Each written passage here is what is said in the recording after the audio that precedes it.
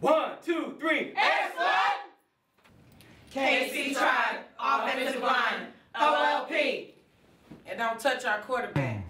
Just fan of the Divas, so just been following them all year. Have friends on the team, so rooting for them today. Came out to cheer them on in the championship. My daughter is number 44, the middle linebacker on the defense and the defensive captain. My sister's on the Divas, and she's awesome. I love the Divas. They rock, and we're rooting for the Divas. Yeah! Me too! Yeah! Double! No, I'm here to watch both of them and just have a good time, support women's football. Hi, and welcome to the 2009 IWFL Tier 1 Championship in Round Rock, Texas. I'm your host, Karen Seamers, joined by my lovely assistant. I'm Wayne Valdepina, and Karen, it's a hot day here in Texas. 101 up here where we are, and it's 110 down in the field. A scorching heat today. We'll have to see if these teams are going to be able to play in this type of heat. Both of them are from kind of a northern area, Kansas City and D.C., and we'll see if this Texas team takes a toll on them. Absolutely. You know, I talked to the teams last night. They were 4-4 last year, both of these guys, and now they're in the biggest game of the year. We had a chance to talk to the coaches, and we're going to let them tell you what they did to get to this game tonight. Well, first of all, we've been, all year long, we've been saying 1-0 in a week, to win one game in a week, and so they bought into that. We've also talking to them about surviving the game and advancing to the next game. They bought into that, and I think now that we have so many veterans on our team. And they, some of them have a ring already and maybe come down on the end of their careers. So they're highly motivated. And plus our guys here, we run a tight, disciplined, organized ship. And so we hold them accountable. And if they want to play, they're going to follow our lead. I would say execution. That was the main point. Moving from last year to this year, we wanted to be able to execute offensively, defensively, as well as special teams. Throughout the game, not just particular quarters. So stay focused and executing. I think with this team, we watched the film, we saw some things that we think we can do, and we're just anticipating tomorrow. I just instilled straight chaos in their minds to come out and just bust people in the face. That's their job. Gotcha. Coach. Sorry. That always kills me whenever he says that. I love his speeches. And we're excited about a great game here. We've got two great teams here in the heart of Texas, Round Rock, Texas, and we'll see what happens. All right, so after this break, we'll be back with kickoff.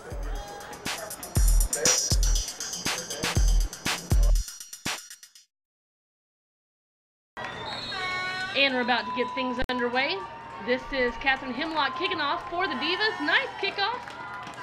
So Hemlock will be the one to take it. She fumbles a little bit. She's dancing, brought down. Looks like a combination of maybe Ivy Tillman and Tara Stevenson. Good coverage on the DC kickoff team on that. She didn't get much momentum to get going. Now let's take a look at the Kansas City offense. Megan Penrod, running back. Reagan Campbell, wide receiver. Magdalene Biafale, offensive guard. Jamie Hauser, offensive guard. KJ McCune, center. My name is Kenesha Walker. I'm offensive tackle. Kiki Blackman, right tackle. Tegan Stewart, wide receiver. Brittany Fisher, wide receiver. Rusty Sowers, wide receiver. Jenny Schmidt, quarterback, KC Tribe.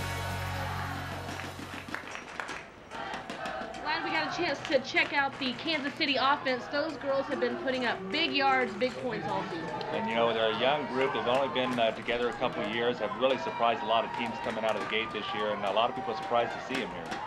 Jenny Schmidt threw for over 3,000 yards this season. Not surprised to see her coming out quickly and going to Reagan Campbell. And Campbell is a great receiver. I think you're going to see a lot of her today. She's a big impact player for the KC Tribe, and keep an eye on her because she's going to definitely be the go-to girl for the Tribe today. She's 150 pounds. A lot of these receivers for Kansas City, small girls, but so athletic. Schmidt's dropping back, getting a lot of pressure on the outside. That's a rookie. That's Hodge. Knocks the ball loose. Ball's out. And it's covered by the DC Divas that picked it up early in this game. Big turnover early in the game. Sharina Western coming around, picking up that ball, and you saw Jay Hodge just pressure. Look at the way she comes from behind, and look at the great defensive play. She goes for the ball, knocks that ball out of her hand, which is a great defensive play. She knew she had the sack, and yet she went for the arm to knock it out of her hand. Great job. Well, we didn't get a chance to meet the Divas defense. We're going to be having to meet their offense here in a minute. But they play a real fast tempo too. We'll see what they do.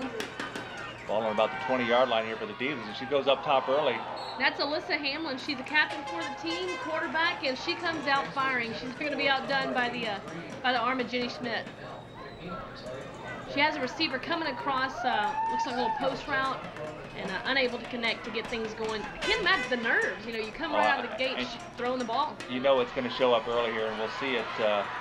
We've seen it already in the fumble and the kickoff, and then the fumble there on the first play for the Tribe, and it's going to be tough getting going here. Nerves go.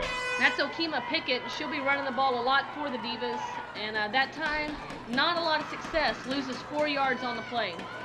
Brings up 3rd and 14.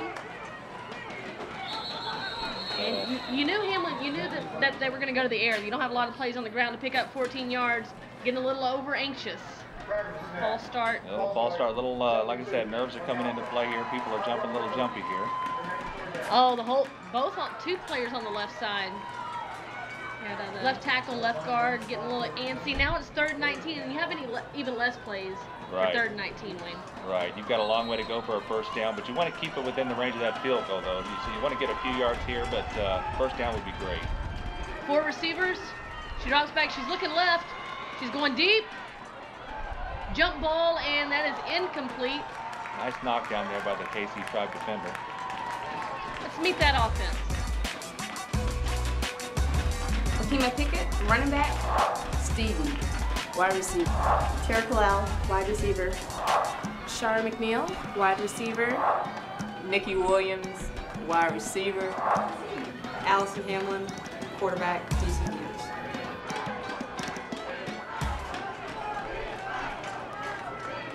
Fourth and 19. They're not going to bring the kicker on, but you know what? Now they're back, though, on the 29. It just may be outside of the range. Bad snap. Yep, and she's in trouble. Scramble. Great little turn on that to get away from the rushers on that, and she kind of puts it downfield. Again, it's knocked down by the KC Tribe defenders. They had 3 girls on her on that one. You know what? She puts up a jump ball there, but that's not a bad decision because the worst thing that can happen is it's picked off, and you've got them deep down in their own territory, but you might as well go for it. Exactly, and so, maybe you pick up a... It's close. You can see it's really close right here.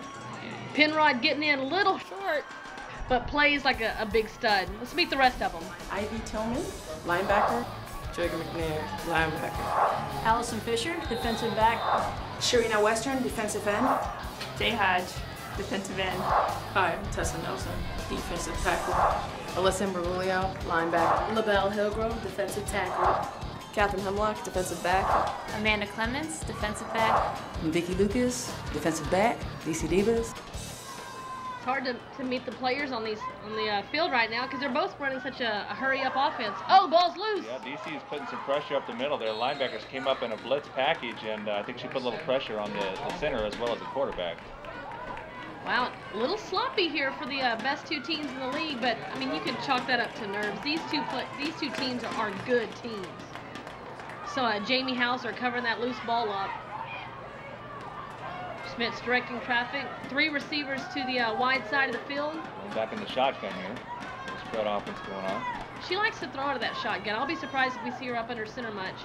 She's looking to the single coverage though, and whoa! Right in the hands of Ivy Tillman, and Tillman unable to come up with the interception. But boy, it looked like she knew that play all day. It looked like she read it all the way, and KC's quarterback was eyeing the receiver, number 7, the whole way, and she's got to be able to look that receiver off on that because the defender's going to pick up on that big time. You know, we saw that rookie make a great play earlier. It looked like she may have had some hands to the face here. I'm interested in seeing what the call is.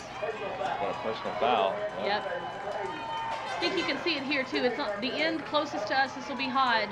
She comes through and she gets right there. She's got that face mat. Yeah, she sure does. She put that hand up there right into the face mat, and that's a no-no. It's a great shot there by a crew to just see right away. And man, Tillman, you know, you're kind of glad now she didn't catch the ball because it would have came back. She would have been upset on that one. Smith back about 5 yards deep in the shotgun. Quick screen pass out to the right side. She's got blockers. She is so elusive. I like that play right there. Rusty Sauer, she's going to get a lot of yards that way, catching the short ball, but just so agile, so fast. And, you know, that almost reminded me of a little Wes Welker out there for the New England Patriots, the way he catches that little quick screen pass and it just gets up the field so quick. You know, that's a good 10-yard pickup, really easy right there. But, you know, something I think these Kansas City receivers don't get enough credit for is they know that play's coming, obviously. And they get out there and they put a helmet on a helmet. You know, they're making room for her to get around the corner and to pick up that first down. Very well executed on that one right there. This time Schmidt's got a back in the backfield. She's going deep over the middle. Wow, into a whole group of Divas. She had 2 receivers there. The only problem, I believe there was 4 DC Divas there as well. So she tried to thread that one in there, and a lot of times that'll lead to interception if you don't watch out. You saw that was Vicki Lucas and Trigger McNair back in coverage. Some help with Ivy Tillman and Hemlock over the top. DC's got some great linebackers. McNair, she's been around for a while, and she's a very good veteran. She can read offenses very well, as you saw right there. She knows when to drop and when to come in, and she's just an outstanding linebacker for the DC Divas. Smith's got 4 receivers out, and they'll be in this set almost all night. But 2nd and 10, little pressure on. Pressure up the middle. They're going to get to her. Yeah. Wow, that was Sharina Western, and that was Tessa Nelson was 56 coming up the middle. Wasn't going to be denied. You could tell she just had the bull rush on, and there wasn't anywhere for Schmidt to go. You kind of wonder if she was outside the tackle, could she have thrown it away?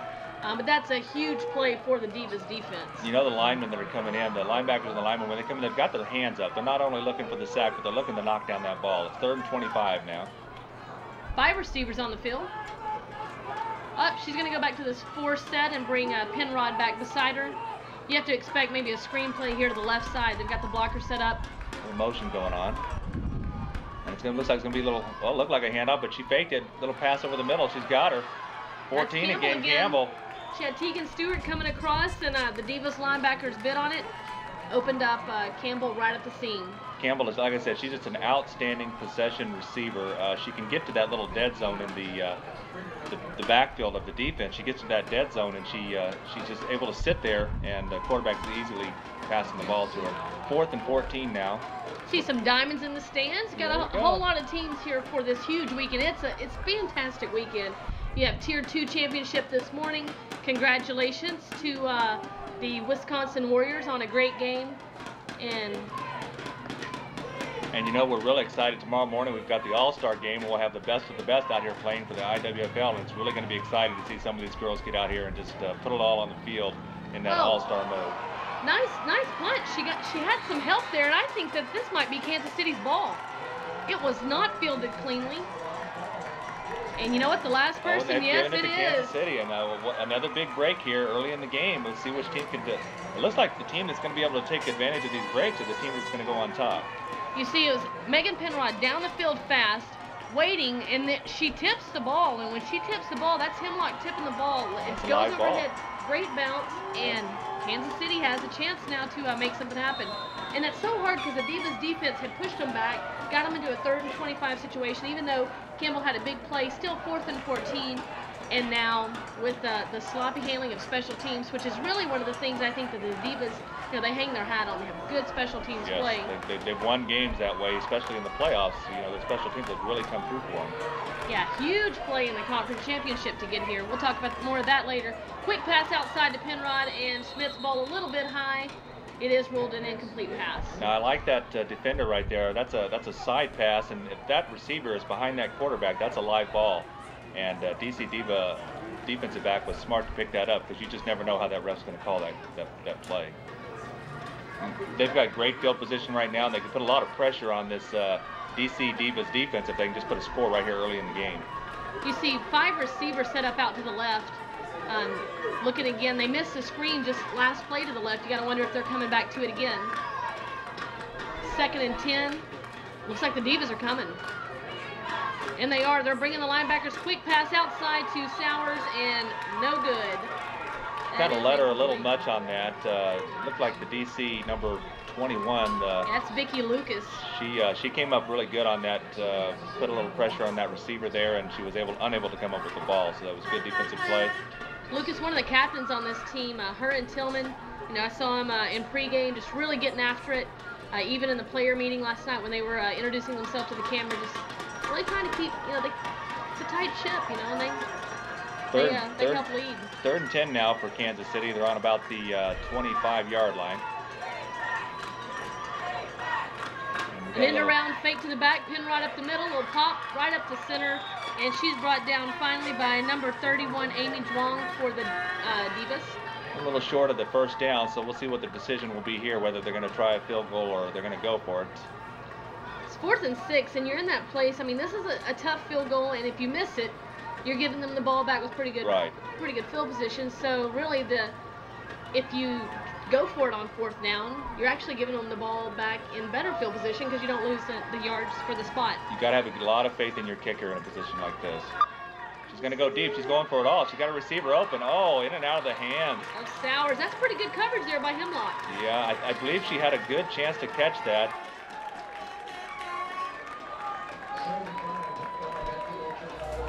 Michelle Riddle, I play center. Becky Worsham, right tackle, offensive line. I'm Jessica Banks-Parawi, left tackle. I'm Alicia Marful, left guard. Rachel Hoon, right guard, DC Divas. It's 1st and 10. Let's get this, see what this offensive line, we were able to meet them just now, see what they can do. And they're going to go with the run on the first play, trying to just power it up the middle there. You know, and that's one thing that both these teams need to really do. They need to establish that running game in order to open up that passing game, because if you just pass all the time, you're going to have those defenders just back there just waiting for it. Got a flag on the play. Let's see what they say here. Something I think that's interesting, you just saw on the sideline, not just the quarterback on the headset talking to the offensive coordinator, but everybody talking, giving their input on what the Divas defense is doing and see if Kansas City can turn it around. Yeah, a lot of communication in this game. A lot of communication. You got to have that in order to make things work. Well, that's one way to stop them, Wayne. 12 defenders. That'll be automatic 1st down. And that's going to hurt them right there. Like I said, you don't want to give up those free yards because DC Divas will definitely take advantage of that. We got 1st and 10 now. Overloaded to the left side, and it's going to be a handoff, and she's got room to run. There is a flag on the play. See a drop, and she picks up about 8 yards, and we'll see Tiffany Matthews and Okima Pickett both in the backfield. There's a stable of running backs for the Divas. Good push by that left side of the DC offense. She had a lot of room to run there. She picked up a good little chunk of yards, and if they can continue to do that, they're going to be successful. But there's that flag that's going to bring it back. We'll see what it is. This is the officiating crew from Dallas. Let's see what these guys have to say. A little holding call there. See if we can see it here on the replay. Oh yeah, well thank you guys.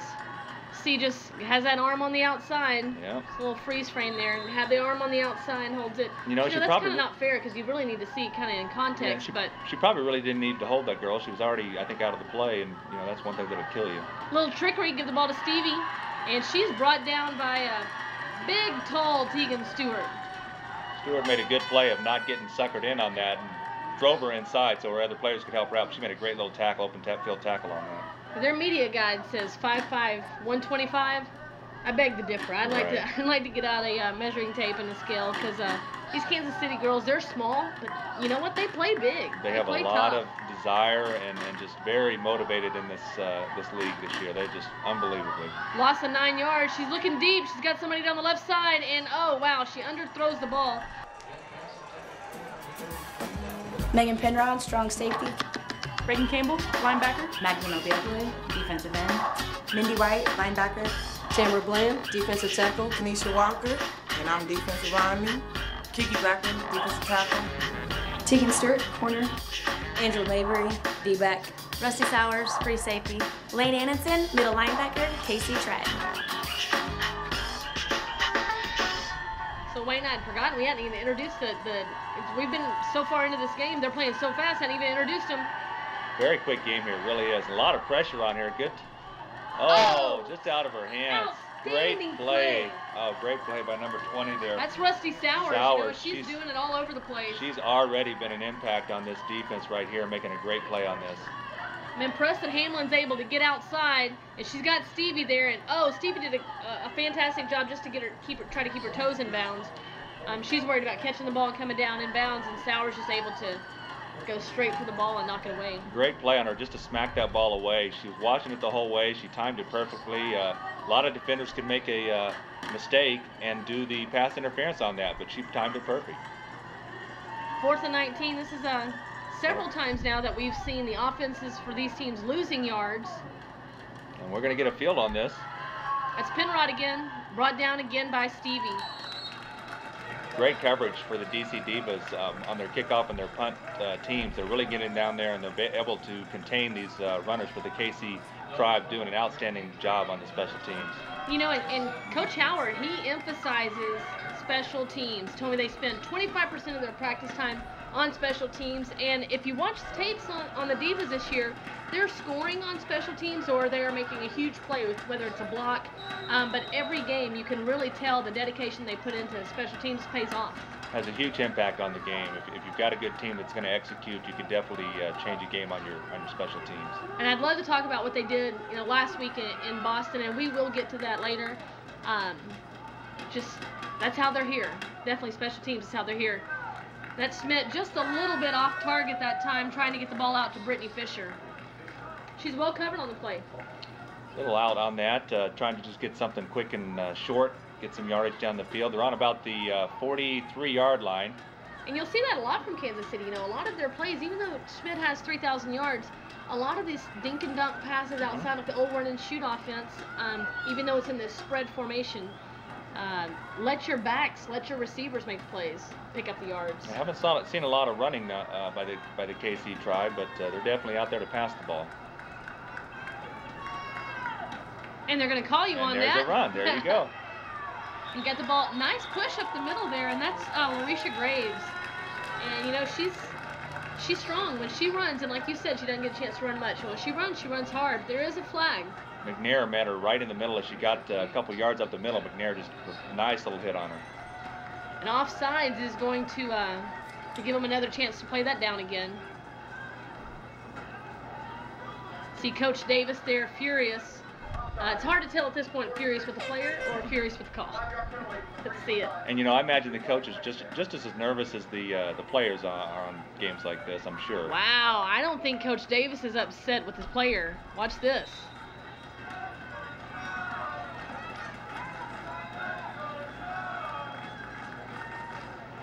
Did you see it? I didn't see it. I sure didn't. I'd definitely be upset with that as well.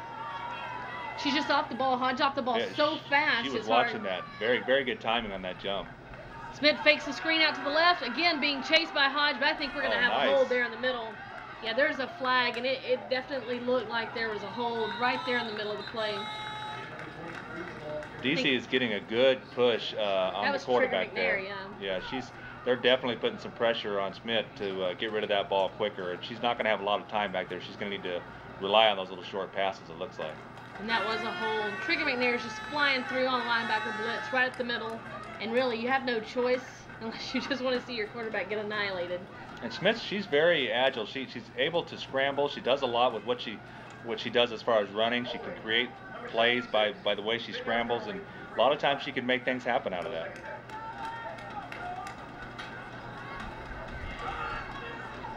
So the 5 yards they just got turns into a -10. Ooh. We've got about 7:45 left in the first quarter here of the IWFL Championship.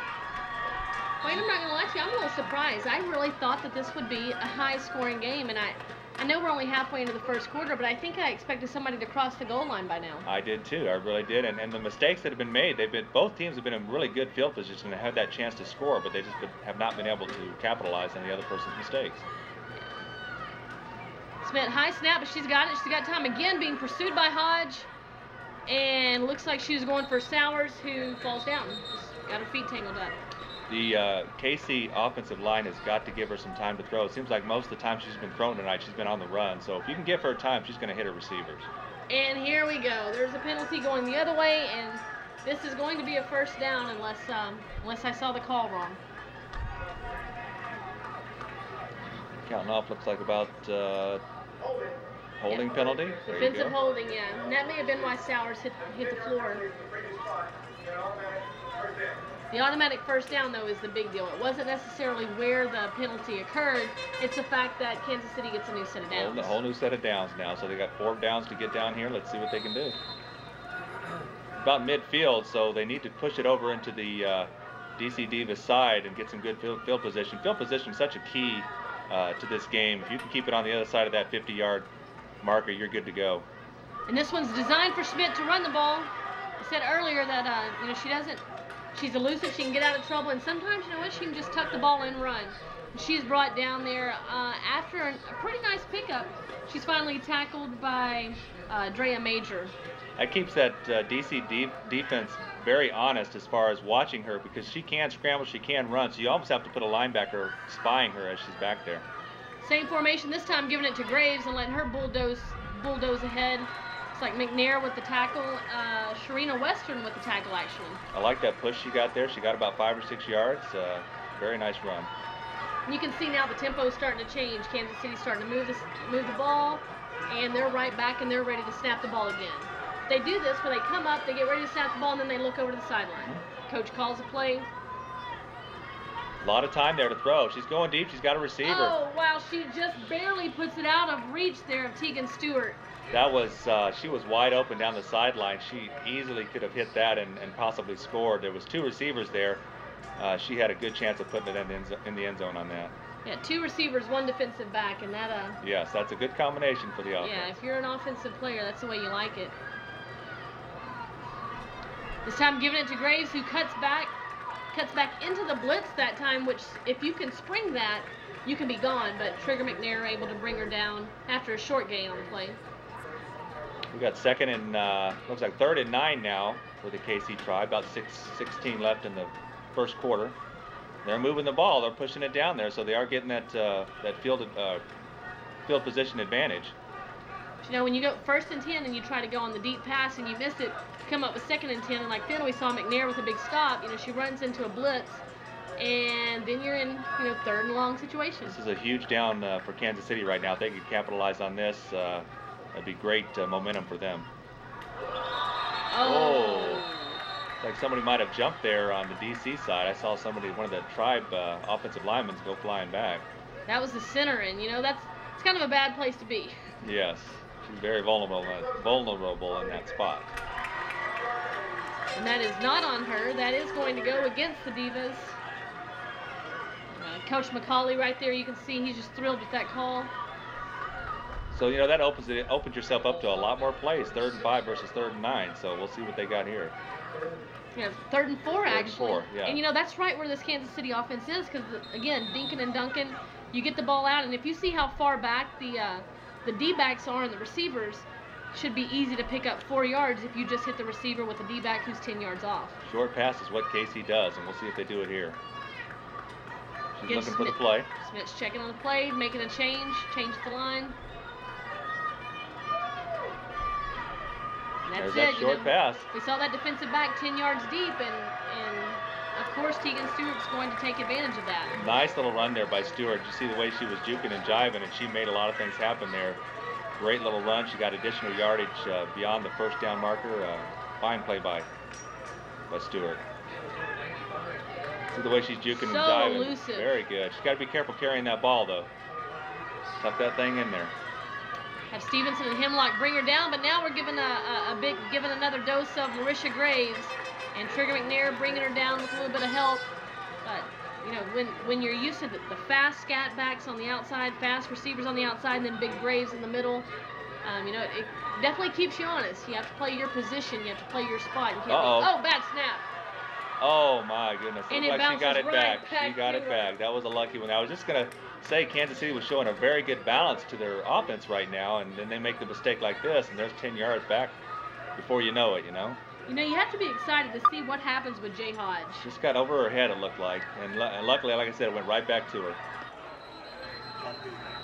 And it looks like they're going to think about it. Timeout for the DC Divas. 4:29 remaining in the first. We'll be right back.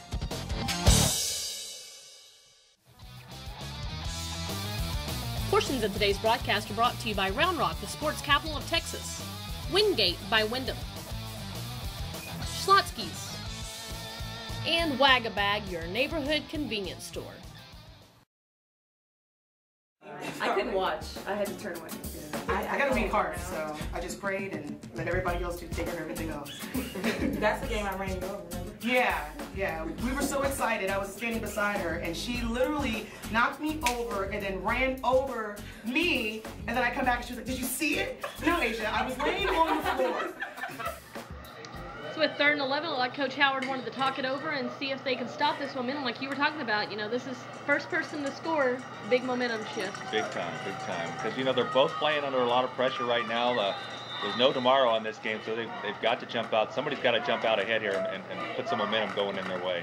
At the day you circled on the calendar, the first day you came to mini camp this year, or to first tryout, you know, and it's all on the line right now, and you're only 10 minutes into having the nerves shook off. Smith back, another high snap. And so, a lot of pressure on there. Another play by Hodge. Wow, she is really putting her footprint on this game right now. So fast off the end. Hodge is getting a great jump off that outside lineman spot. She's timing that count perfect. Casey might want to just change the count on that, on their hiking it, because she's just absolutely reading that to the T. Yeah, and you see Coach Davis thrilled. You know, you have to, I mean, a rookie, again, we talk about that potential. You know, where is Hodge's game going to be able to go? She plays defensive end, almost like you would expect maybe a DeMarcus Ware, Greg Ellis, kind of UC Munira kind of guy. Just so fast off the outside. Great feel for the game. Kind of an arching long snap, and good bounce for the... Look at that, great bounce. Good coverage. Down inside the 5. They're going to mark it at the 3-yard line, but there's a flag on the play. Oh, that was a fantastic punt. She used the roll on that, got it down to about the 3-yard line. And we'll see what the call is on this. Could be a huge break for the Divas. You know, we talk about hitting yardage all the time. The ball's down on the 3. Now if it's a touchback, great or coverage, even if the Divas get a nice return on it, you know, you just have, with this formation, have a formation problem, you just have to wonder now that... It is against KC, so it will be coming back. Where is it going to be spotted now? You know, this is going to be something to see here. They had it inside the 5, about the 3-yard line. We'll see where the ball ends up on this punt, see what the difference in yardage is, and that could be a huge break for the DC Divas on this. 3:31 left to go in this first quarter, and you know, unless DC can get something going on this next drive, you know, it would be a surprise to me, and I know a lot of the fans of the game, that DC and Kansas City are going to shut each other out. A lot of people thinking that DC could do it to Kansas City, but I don't know if the same respect was given to this Kansas City defense. And here's another punt again, and it's a good punt, not as good as the first one. We'll see where it ends up at. And look at there, it's about the 18 or 19-yard line, so you're looking at about a 15, 16-yard difference in yardage. Ball was down there by Tegan Stewart. She's all over the field. See her on offense, see her on defense. Matter of fact, you have about 15, 16 starters on Kansas City because they have so many players that not just play both ways, but actually start both ways. A real test to Ironman football, and you have to wonder if this heat is going to impact their ability to go both ways and go both ways at this level. Yes, it's very hot here right now. It's upper 90s, so down on the field, you know it's going to be over 100 degrees, so it will take its toll on the players. They definitely need to be hydrated today. And even though we just talked about that, you know, 20 minutes ago, it's still hot. Yep, little swing pass out for the Divas. Yeah, you see Tara Kalal there, page out of Kansas City's playbook. Tara Kalal picking up about 4 yards. Looks like she ran a little out pattern. Moves the chain. Not moves the chains. 5 yards. 5 yards on the play. Yep, 2nd and 5 now for the Divas. Divas had a lot of success this year. Undefeated in the league. Undefeated in a really tough league. They had to play some tough opponents. Kansas City, Annenson showing a blitz. Again, that same page we talked about from coming out of Kansas City's playbook. Dump the ball out to Donna Wilkinson on the outside, where she's finally tackled by Tiffany Garrison-Swigert. She read that really well. You see the offensive line picked up the blitz very well. She knew she had to get it out of there quick, that the blitz was on, and she made a great little pass, great little catch there. It's a great play by the DC offensive line, because even though they picked up the blitz, they still had a fullback sitting there to pick up anybody who popped through. A little short on the first down. They're about 3rd and 1 now, so we'll see what they do. A little timeout here. Timeout by KC. We'll see what No, that's not time. He marked, you know what, that's what I thought he's actually marking that as a first down. Oh, I see. Okay. Okay, so it is a first down. I thought with the spot, I thought it was going to be a first down, and then it looked like he gave a timeout signal, but with one arm, he's moving the chains. So it is a first down. They got enough for the first down.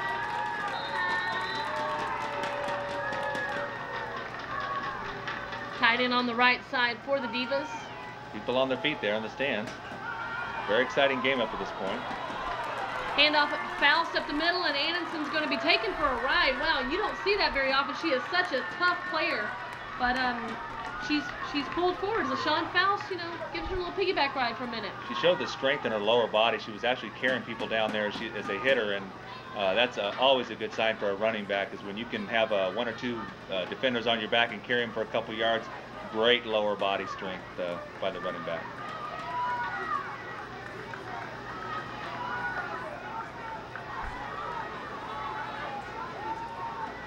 On the center. Anderson again with pressure. She's coming up. She's giving the center a hard time. This time we'll go outside to Okima Pickett, who makes a nice cutback. Oh, but there's a flag on the play. And usually when there's a cutback and a flag, a lot of times that's holding. You know, that's got to be very disappointing to the running backs, and to get good yardage like that and see that flag go down, because you know all the effort that you put forth is for naught. Tough break for the DC Divas right there. Good little cutback run. It is holding, and it is coming back. Now I love to watch Pickett run. She runs with, even though she can be elusive and bounce back, she still runs with purpose. She's not like she's just back there dancing for dancing's sake. And see a nice run, get pulled back all the way inside the 30. That's a tough one. Huge loss for the DC Divas right there. Kansas City's got to watch that cutback on her, because she's got the speed and the ability to cut that down the other side and just go for a touchdown. Anderson again coming up the middle, and this time nothing is happening. Pickett stopped before she's even able to get back to the original line of scrimmage there by Graves. Casey, sure, they've been showing that blitz a lot, trying to put the pressure on that DC offense, so I expect they're going to keep that going. DC has the potential to put a lot of points up on the board, so they've got to keep pressure on that offense. They just have a stable of running backs. You know, you hear about Tim Washington for the Divas. He was the running backs coach this season. Now Mike McCauley is offensive coordinator. He's calling different plays, but they have a run coordinator and Rick Allison. So you can just really tell the emphasis there in DC on the running game. Seeing more all-pro players, it's exciting. If you're a fan of women's football and you're not here this weekend, you're really missing out, because I mean there's party after party, there's event after event, and again we're seeing the Divas get pushed back. Right now the party's not going so well for DC fans. But it is a great event. They put on a really good show down here. It's a whole weekend. You got the All-Star game. You've got 2 championship games. It's just a fantastic event put on here by the IWFL. And you're 15 minutes from Austin. If you have never been to Austin, Texas, you need to go. Live music capital of the world. Just a fun place to be. Absolutely great. One of those great livable places. Oh wow! Tegan Stewart cuts in front of a pass intended for Stevie, and she was ready to go. She knows she should have had that. She knows she should have hit her right in the chest. She was ready to run. That's absolutely for sure. Good defensive stance here by KC. She right off her hands there, and DC gets lucky on that one. Yes. Yes. So far, this has been a game of you know, turnovers, and the teams have not been able to capitalize on these turnovers, which is really surprising to me, because that's what really breaks the game open. Yeah, exactly. That's what got them here. And a good little punt here. It's going to be fielded by Sowers, though. She's got some room. Oh, and she slips down. Oh, my goodness. She had some room to run, but she slips down, and Alyssa Imbruglia is all over. And that's one of the few times she has had some time to run, and she goes to make that cut, and she slips down. So Kansas City will be starting here on about the 40-yard line. 1st and 10. And the fans, you know, we're talking about how hot it is. I'm really, really pleased with the turnout. A lot of fans here, despite the heat. And again, like I said, the game this morning, this game tonight, and we have another game in the morning for the All-Pro. Fantastic weekend, you know. The IWFL is trying something new, bringing it here to Round Rock, doing it all in one weekend. And, you know, I mean, I'm not speaking for the league, but I would think this would have to be seen as a huge success. Definitely. Handoff right up the middle to Penrod. She's able to... another flag coming in. Another flag on the play.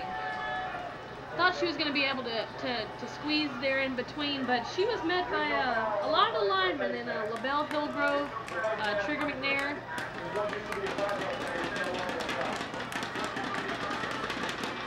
It's a face mask. No, that was the penalty was for the inadvertent face mask. But this year there is the rule where there's no inadvertent face mask. There's only the 15-yard one. And I like to see the officials waving off, the head official waving off a flag that shouldn't be there. And that'll take us to the end of the quarter. We'll flip sides. And we'll be right back.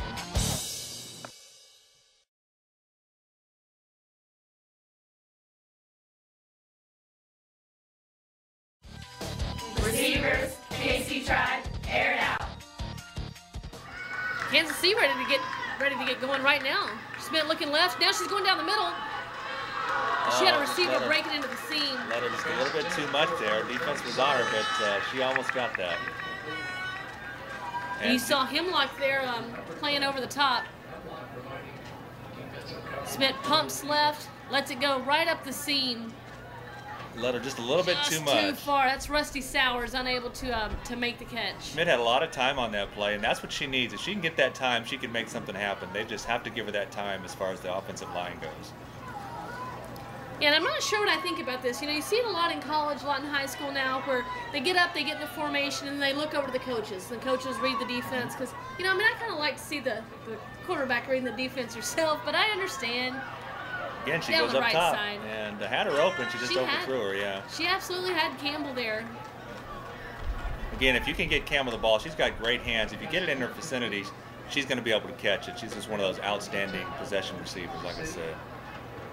And we got 4th and 10 now for KC.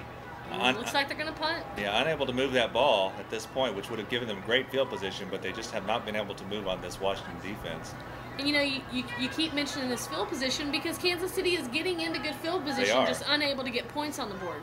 It's just a matter of time. If they can break one open, that'll give them the confidence that they need and the momentum that they need. Same time, I think if you let DC hang around, DC is going to take advantage of it. And she got it off, and looks like she's going to get the bounce. Not a good punt, but Penrod gets it down about the 26-yard line. And you look at Kansas City is only their second season in the league, and then you look at DC and what they've been able to do. And this isn't the first time they've been to the playoffs. They had 2007 they were in the divisional playoffs, but in 2008 they only went 4-4. So I think their expectation last year was to be better, be back in the playoffs. So this year it seems like they've righted the ship, and they're at the big dance. So we're talking a lot about Kansas City, but really they're young. I think DC is the favorite coming into this game. I do too. Oh, sloppy play there. You see a flag there. False start there. Looked like Donald Wilkinson stepped across.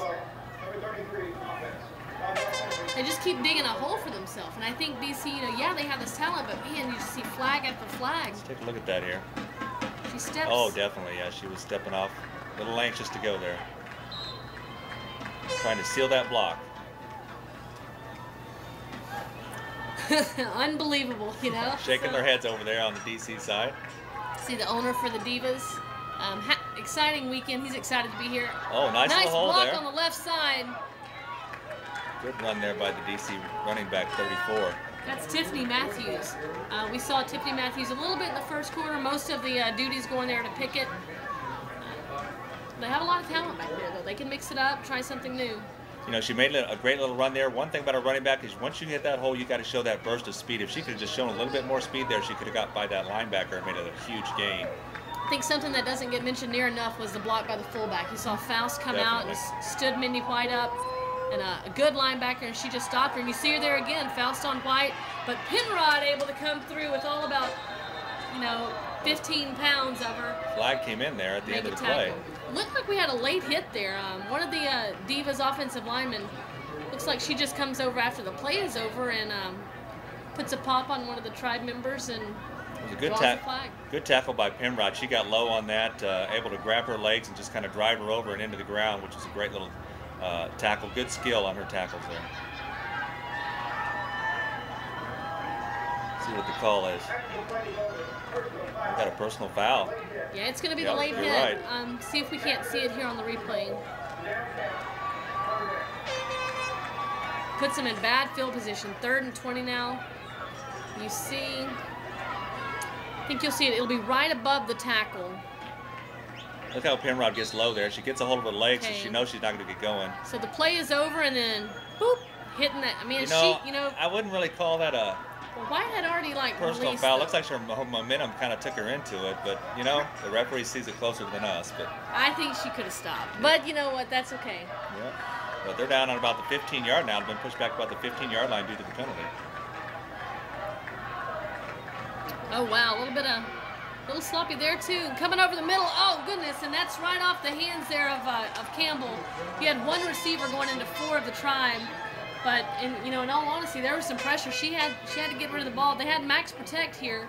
But even with that max protection, she is a sandwich right there. And Campbell able to get her hand in. Stevie just running through the middle of 4 people, not going to catch that ball. That's one of those ones where she's definitely trying to thread the needle. She had 3 or 4 defenders right there, and she almost got it through, but that one hand got in there and knocked it away. We got 4th down and 20 now. DC back to punt. And she gets it away. Good punt on this Nice one. high punt. Sowers returns the ball. She's got some space. Again. Oh, she's waving the ball around there. She's got to be careful on that. See Dia Major with the tackle. You got to be able to tuck that ball in, because I tell you what, a good defender will come down and knock that right out of your hands. So Drea Major pulls her down at the 40-yard line, and you're giving, you've talked about it all night, Kansas City the ball Field on position. the 40. Yep, field position right now is great for Kansas City. And, you know, who would have thought 0-0 here, 13-15 left in the second quarter, and we have no score. I wouldn't have, absolutely not. You could have taken my money if you would have tried this before the game, because I would have absolutely thought that, either this high-powered passing attack of the Tribe or this, just put your nose to the grindstone attack of the Divas. I love to see the 2 different styles, but I would have definitely thought somebody would have crossed the goal line by now.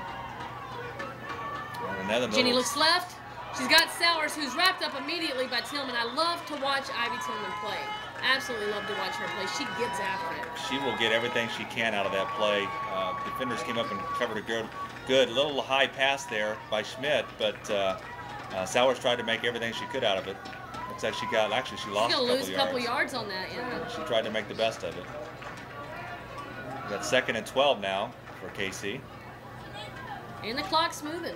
One thing about, even though the Kansas City's passing a lot of those sure passes, short passes, screen passes, so they are able to keep the clock moving. And a little fake handoff in the middle. It's going to be a pop right up the middle. I saw a flag on the outside there. So. Yeah, they fake the end around and go right up the middle with Penrod. One thing about those short passes, though, if you can get your defense coming up on those short passes, you can break a long one deep. So maybe that's what Kansas City's trying to do is kind of lull those linebackers into a kind of a secure mode of charging those short passes and then drop one deep on them. Yeah, and you see a lot of times, Schmidt will look and fake that screen pass, just dip her shoulder and then let it go. An illegal shift. See if we Kansas can... City.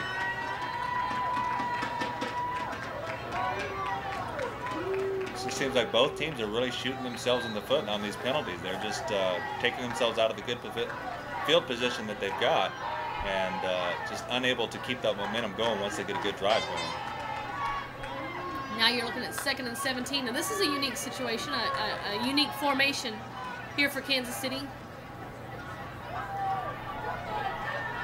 They had 3 receivers up to the left and only 1 on the wide side. And earlier we saw that we had 3 to the wide side, 1 on the short side. But they still come to that single coverage. I think they like their receiver in single coverage against any defender. And she didn't look anywhere else but that outside receiver, that one receiver. So she was not planning on going anywhere else but that one receiver. Yeah, that ball was going to Tiffany Garrison-Schweigert. Again, seeing different members, different teams here, big groups. And you should bring your team here and have a great weekend. All-pro game tomorrow. So a lot of different folks coming in to watch that game. I'm really looking forward to getting to watch a seeing good that. Football game right now, especially if you're a defender. A lot of good athletes out here. Little swing pass out to Penrod. She's got some space. She's got a nice block there block. by Tiffany Garrison-Schweigert before she is finally brought down. Wow. You see little Penrod brought down by big old Unique McKinney. She used to play for the Amazons, moved to the other coast, and Unique just She's a big body girl. slamming Penrod right there. Great little block there by, was it number 3? Yeah, that's Tiffany Garrison Swigert. Swigert. She sealed that blocker or that defender off and was able to get Penrod about 5 or 6 more yards on that, which is great. Except that it's 4th and 12, and that comes back to those penalties. You know? Penalties hurting both teams. And we'll see what they're going to do here. It looks like they're actually looking up. They're going to punt it, or they're going to actually go for it. Looks like they're in the punt formation. Trying to keep it short so it doesn't roll inside the in the end zone, but doesn't help with the bounce though. That short punt will work if you get the bounce going your way. Tegan Stewart finally downing it inside the 30. But the 28, I don't think is necessarily how Kansas City drew that one up. Good news for the Divas though. Yes. Divas got to watch out on those punts. The way that ball's bouncing around like that, the ones that are back there blocking for the receiver have got to watch the way that ball bounces, because once it hits them, it's a live ball. And we talked about depth earlier, how many players were starting for Kansas City. Sidelines look absolutely, totally different. The Divas brought I don't have an exact number, but I would say a good 20 players more than it looks like you see on the Tribe side. The Tribe's, hanging tough right now. Big run by Pickett. Very good run. Brought down by Annenson. Annenson getting some help there with Graves. Again, Pickett using that cutback. She's looking for the hole. We got an injured player down. Oh no, you see Hogan down on the field. We were just talking about depth. There is more depth on the Divas side, but you don't want to see your players getting hurt. Not at this game, you've waited so long. It's Claudia Hogan down. And we'll be back right after this break.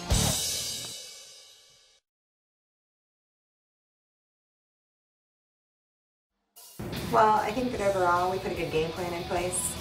We have a new offense, we got a new offensive coordinator, but you have to go out and execute, and the one word that sums up this team is heart. We literally play as one unit, and when you're only suiting out 24 people, you have to play like that. That's the only way that you can win. And this team truly plays as a team, not as individuals. The name on the front of the jersey is certainly more important than the name on the back.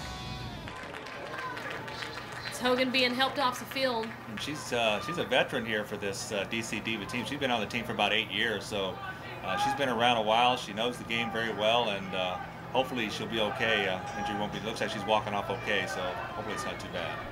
You don't want to, when you have an 8-year player, you've got a lot of experience that's just come off the field for you. I formation for the Divas. Again. Little power game, little counter play this time, going to Pickett, fullback, Faust going one way, Pickett going the other. I like the way Pickett's running on that. She's just bouncing off that first hit, and if they're not ramping her up, she's still going. So that's a great run by her. First down and a whole lot more. She just runs so determined. I love to watch her run. She just, tucks the ball and goes. She keeps those feet moving, which if you can keep those feet moving, it's really hard for a defender to get a hold of you. Yeah, she's got the build of a scat back, but it looks like she has kind of the mindset of the big fullback there running the ball. Speaking of which, that is Faust, who is the big fullback in front of her making those holes. This time it'll be a lead play. She's following Faust. And look at that. They're starting to move the ball now in the running game. Kansas City's got to start filling those gaps because it looks like she's really starting to get the feel for this game. Looks like that was Stewart who did finally bring her down. Watch this hold that she gets. Watch his fullback. Fantastic hold. Boom! Right into Campbell. Great vision there. See how she looks for the hole and she finds it. Boy, she's a very good running back as far as finding that hole. Yeah, that actually wasn't Stewart that brought her down. I couldn't see. It was just a shoestring tackle, man. Grabbed a foot. 2nd and 1 now. DC's on the move.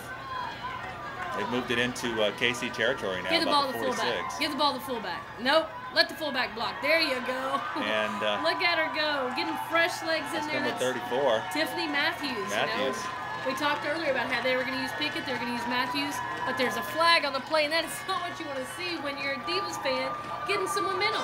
That's a good 1-2 punch they've got there. Both of them have about the same speed, and they're able to cut that back really good. Both of them seem to have very good vision of the holes and where to go on the field. Let's see what happened. Looks like it's going to go against the Divas. Sure does. There's another one. 2nd and 11. It's holding. It all comes back to that shooting yourself in the foot when you get those penalties. Oh no, and we see Hogan trying to see if she can go, and it looks like does her not knee, look maybe. good. I hate to see that. She was warming up, loosening up on the sideline, thought she might be able to come back, and looked like she was trying to test it out, and it was not good news. And as a player, I'm sure your mind's telling you, hey, I'm okay, but when you're after trying to run through an injury, your body's telling you, no, it's not going to work, and that looked like that was the episode right there. I had an AC tear in 2002, ACL, and they don't hurt that bad. You think you can go, and then it'll just give out. That's Tiffany. Tiffany on the outside. Looks like she's going to be about a yard short of the first down, but She got again, most Matthews. Got most of that yardage back, so that was a great run by her. Look at the way these holes are opening now. The offensive line is doing a great job. There's a missed tackle right there. But she finds the hole beautifully. Good tackle there. She really was brought down by Stewart this time. Oh, another no one way. down. See, that's Matthews now. Matthews down. So we'll take a break and then we'll come back and check on Tiffany Matthews. 9:06 remaining. We saw Matthews go down. She's been helped off the field. You know, she's another veteran that they really can't afford to lose. She's been around for about 5 years. She's actually a firefighter up there in the D.C. area. I don't want her to be hurt. I want her to fight fires. She's got stuff to do Monday. Let's pick it up the middle. Oh, shoestring tackle, literally. I mean, that's where it came from. That's Campbell right there, just holding on to a foot. She was kind of turned around there too, and they can't afford to lose any more running backs. I tell you what. But she's up and healthy. She's running good. You know, Kansas City did have their share of injuries too. But, you know, really with the 15 starters, you know, you have to think if Kansas City starts having players go down, you have 2 players go down on your offense, and those 2 are starters on your defense, it's just like you lost 4 starters. That's exactly right. Big impact for a team to have to replace 2 veteran players like that. So you got Pickett now. She's back in the backfield again. She has a pulling guard this time and with her fullback, and then she's brought down by Obifale and Penrod. But, you know, this is exactly what you want to see if you're a Divas fan. This is what I've been expecting. Let's get behind our fullback and let's go, go, go. They're definitely running power offense right now. They're putting it right up the middle like Kansas City and saying, hey, we're coming at you. You better stop us. You know, and I know Hamlin can throw, but that's really not the identity of this team. You know, let's get behind the fullback and let's run. Let's pull the guard. Let's just go run. And that's going to like open to up. see them get into it. It's going to open up so much more if you establish that running game, which they're doing. Again, going with the run. You see that you had 3 players and you had 3 Divas players, 1 Tribe player, and they all ran into each other. They sure did. She didn't pick a good hole on that one. I think she should have stayed straight up the middle. She had a lot better, as far as getting additional yardage, she could have got it. But she kind of chose the outside route where she ran right into the defender there. I'll say these Divas fans are loud. They win. I mean, if you had to keep score between Divas fans and Tribes fan, right now Tribe fans, the Divas fans are winning. They did come in force, and they're very proud of their team for making it this far, and they have a lot to be proud of. I mean, DC is a great team. They've really put up some good numbers this year, and just a fun team to watch. You know, and the Divas had to overcome a Boston team. They had to overcome a Diamonds team, last year's champions. But the Tribe didn't have an easier path. They had to beat Chicago not once, not twice. They played them 3 times this season. So, I believe they beat LA, I think, in their first game, and LA was not a slouch team either. Like I said, and they had to beat LA in their conference championship. When you get to the playoffs, there's some very, very talented teams out there, and it's just absolute fantastic games on all levels as far as the playoffs go. All right, we'll be right back after this timeout.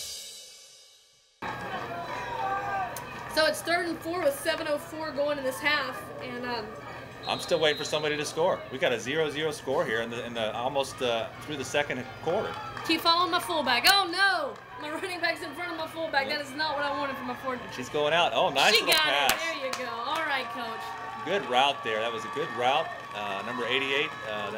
That's Nikki Williams. She is a captain. She did a good little comeback route on that, and a nice little spiral pass into her. Good job by the DC Divas. And like I said, that running game is now opening up that passing game. Look at that great pass. Yeah, you saw Campbell. She really wasn't able to go out because she's looking back, she's waiting. And Faust can run the ball. And we'll probably see her get a few carries before tonight's over. But, you know, once that running back came out of there, you know, Coach, I apologize. I just love to see your backs run. You know, that's all I'm saying. Back in the I formation here. Hamlin's dropping back, looking left. Let it go deep. Nice pass. And, oh, what an amazing play there. That was fantastic. Oh, we got flags on the field, though. But you have to wonder which way is that going. Just the fact that she caught that ball was awesome. That's definitely, I need to see a replay on that. That was a fantastic catch. We'll see what happened as far as the penalty goes. See if we can get it here in this angle. Oh, Thanks for slowing it down. Oh, definitely. Yeah, you know, that's Angela Mabry. She absolutely runs into Sharon McNeil.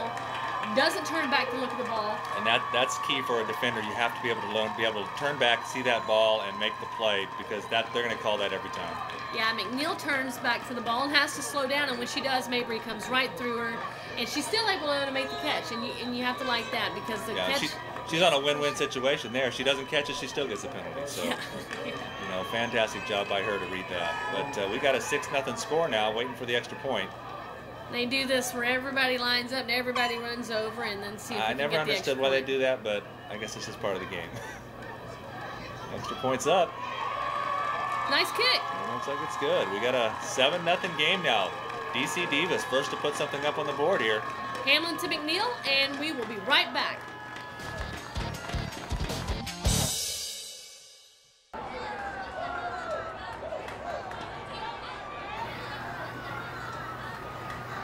So there are a lot of people who wouldn't have thought that if you would have said the first touchdown would be a 30-yard pass, would you have thought Hamlin or Schmidt?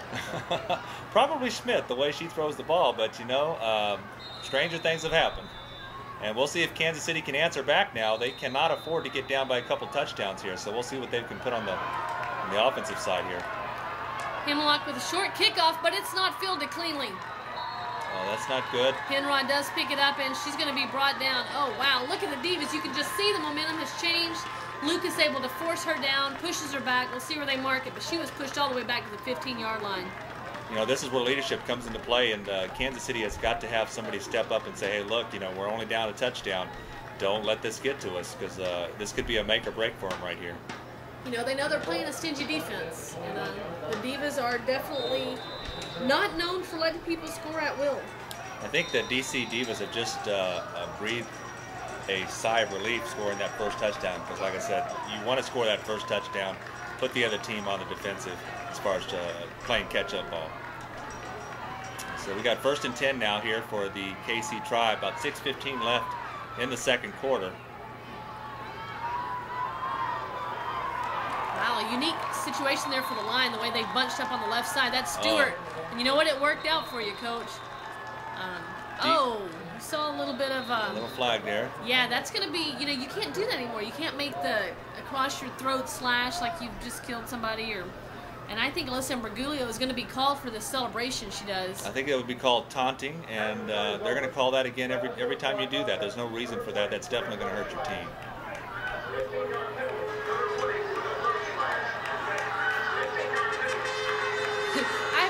Number 20 with the throat slash. You know, and that's amazing. I tell you what, they actually called that. Usually they just say unsportsmanlike conduct, but he must have seen it happen. Let's take the replay and see. You know, when the beanbag came in, I thought, you know, I mean, obviously that means there's a fumble, but... There you see her do it. But she looked like she was excited to make the tackle, and, you know, you hate to see your players will mess up a great play like that. Yeah, because the defense, fantastic defensive pursuit on that. They're really... You can see DC is really starting to get the momentum both on offense and defense. But 1st down and 10 for KC right now. Yeah, Smith and the Tribe with 4 downs, always dangerous. So she's going to go a little swing pass outside. And actually, I think that might have been behind her. Yeah, she's pretty lucky, man. Sharina Western was right there. Very close call there. She threw a little out pass there. Thought it might have been a little bit behind her, but the referee says incomplete pass. So we got 2nd and 10 coming out. With Kansas City not going into the huddle, it just keeps, you know, the Divas from being able to sub at will, from having to keep their players on, can't get fresh legs in there on defense. And as hot as it is out there, you know that's got to wear on the DC defense right now. But it's what Kansas City's done all year, so it's not like they're just doing it for the right down the middle. Oh, nice. She had Sowers. Oh, huge hit. That hit is what stopped that from being a big pickup. Sowers coming across the middle and jumping, and you don't want to have to jump across the middle against the Divas or any, you know, championship caliber team, but wow, big play across the middle. I like the way Sowers went up to try and get that. She knew she was going to take a pop, but she wasn't afraid to go up and get it. And she does. Takes a nice hit there by Catherine Hemlock. Fine defensive play there. She hit her, timed it perfectly as far as getting her to release that ball. Looks like Sowers is okay. She's going to live to play another down. 3rd and 10 now. Again, Schmidt back scrambling around. That's Campbell. A short pass to Campbell. Campbell with a nice block out there by Sowers. It'll depend on the spot, but I believe they're going to move the chains. You know, Campbell reminds me of a Tony Gonzalez. She's always in the right place at the right time. She gets that ball. She's hard to bring down. Just an outstanding receiver. See, she turns around and she gets a block here. She's finally brought down by Drea Major. So it wasn't up for a first down. 1st and 10 for Kansas City. You have to think, you know, Kansas City's mindset has to be, let's respond. That's right. Penrod up the middle. She's going to get about 3 yards before Trigger McNair pulls her down. You know, the quickest way to break a team's momentum is to come right back down the field and score. Get yourself right back in this game, and that's what Kansas City's definitely trying to do right now. I think I said Trigger, and I think that was actually Tessa. Tessa pulling her down on that one. See, Tessa Nelson and Trigger McNair, they're just big, solid linebackers in the middle. High snap there, but she's not able to handle it. And she's got her. She's got Tegan Stewart, and she's Stewart, fast. nice catch by Stewart, and she's going to look like she could go all the way. Oh, they get her from behind. Wagging that ball out there makes me nervous. Fine catch and run by Stewart. I like the way Schmidt released that ball too. Hit her in the run on that slant, and fine play by the Kansas City. They're down there now. They're ready to score. That's Amanda Clements who brought her down, and you know if Amanda Clements didn't get her, we're bringing the field goal. She was trying to fight off them tacklers.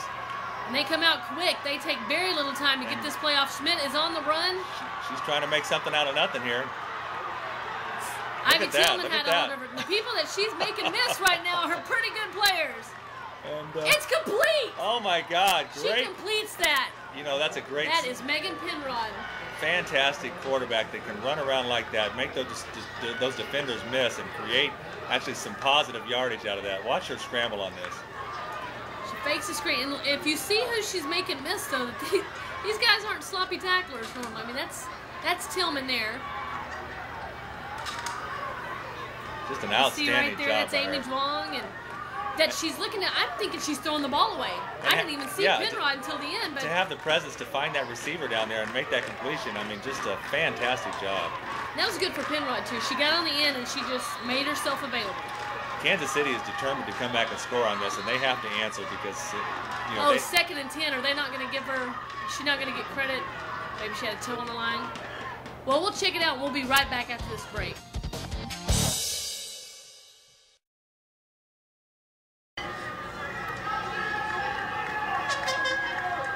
It's actually 1st and 10. She did complete that ball. Great job by Penrod to get her feet down on that catch. She knew she was coming up on the sideline, and she was able to get her feet in on that. So good play all around, quarterback to receiver. She's looking right over the middle. Yeah, she's trying. It looks like the feet got tangled up there. She had Sowers. No flag on the play, it doesn't look like, but she definitely got tripped up there. Talking about putting the ball in her hip pocket, it hit her in the butt on the way down. So I think that's a pretty good pass. Yeah, and that was a good no call because I think it was more incidental contact than actual penalty. So it was a good no call. So we got 3rd down and 10 now, it shows. And it is. That first penalty kind of confused me at the beginning. This is 3rd and 10. Schmidt on the end around. End around play. She's got some blockers.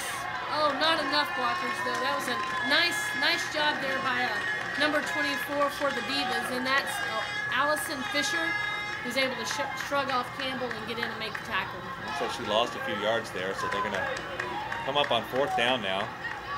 Again, Kansas City in the great field position, unable to capitalize on this position and put something on the board here. So we'll see what they do now. Inside the 3-minute mark. Doesn't surprise me at all the Tribe are going for it.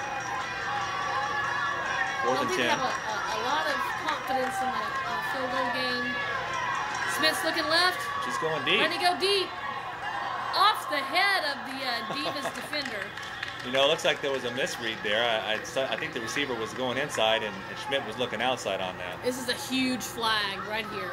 And it's going against the Divas. Offsides on the Divas.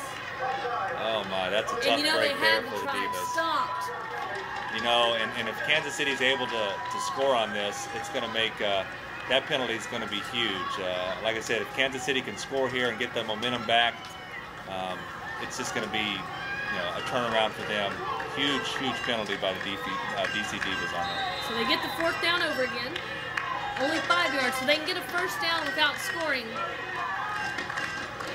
4th down and 5, and they're lining up to go for it. Divas fans making a lot of noise. Smith looks right. Looks like she's going to run. Lets it go across the middle. Oh, she's got it. Campbell across the middle for And a it's a touchdown. And there's Campbell. Like I said, big impact player for Kansas City. Schmidt made a great read on that. She stepped up into the pocket. She didn't get flustered by the people around her. Was able to hit Campbell right over the middle. Good pitch and catch there. Yeah, looks like he had Hemlock there on the coverage playing safety. But you know, she just found a soft spot in that zone.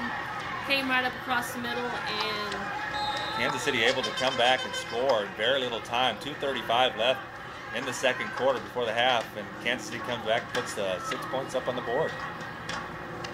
Waiting for the extra point here. We'll see if Kansas City can tie it up on this one. Huge change in momentum there, though, because after the score, man, DC was just flying around all over the place, and penalties keeping that drive alive for the Tribe. I think field goal kick looks pretty good. That's good. We got a 7-7 game here. We'll be back to finish up this half.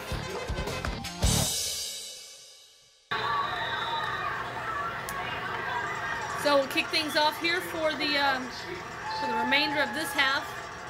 Have number 45 for the Tribe. That's Amanda Sweeten kicking off. DC has to answer back now. I know there's only 2:35 here, but they've got to show that they can move the ball late in this 2nd quarter here. We got a good little runner on the outside. That's Hemlock returning it. She's got some room, and she just runs out between the sidelines there. She's got a good little run back on that. So aggravated after that last play. She was helping over the top. And, gets the ball back out across the, looks like right on the 50 actually. Great field position. You know, DC has a great opportunity here to bounce one back really quick. And we just saw from Allison Hanlon, she can do it. You know, she can lay it down the sideline. It was a beautiful pass. DC knowing they have to answer back right here now. And they're in that spread. They had a lot of success last time in the eye, but they don't have a whole lot of time. So they may feel more comfortable with the spread. She's looking right. Oh, she pressured. She runs right into the defender on that one. She tries to spin away from the first defensive lineman, but she spins right into the blitzing linebacker. See the Kansas City coaches fired up. As you see the momentum shift here, Kansas City's defense is now playing off their offense, and they're putting it to the DC Diva quarterback right now. That was Tamara Bland who was coming on the left side. She spins around and runs right into Mindy White like a little Christmas present. And I'm sure Mindy White is loving that when you flush out that quarterback right into her arms. She's ready to make the hit as she did right there. Good tackle by Mindy White. And that is the 2-minute warning. We will be right back to finish this half out.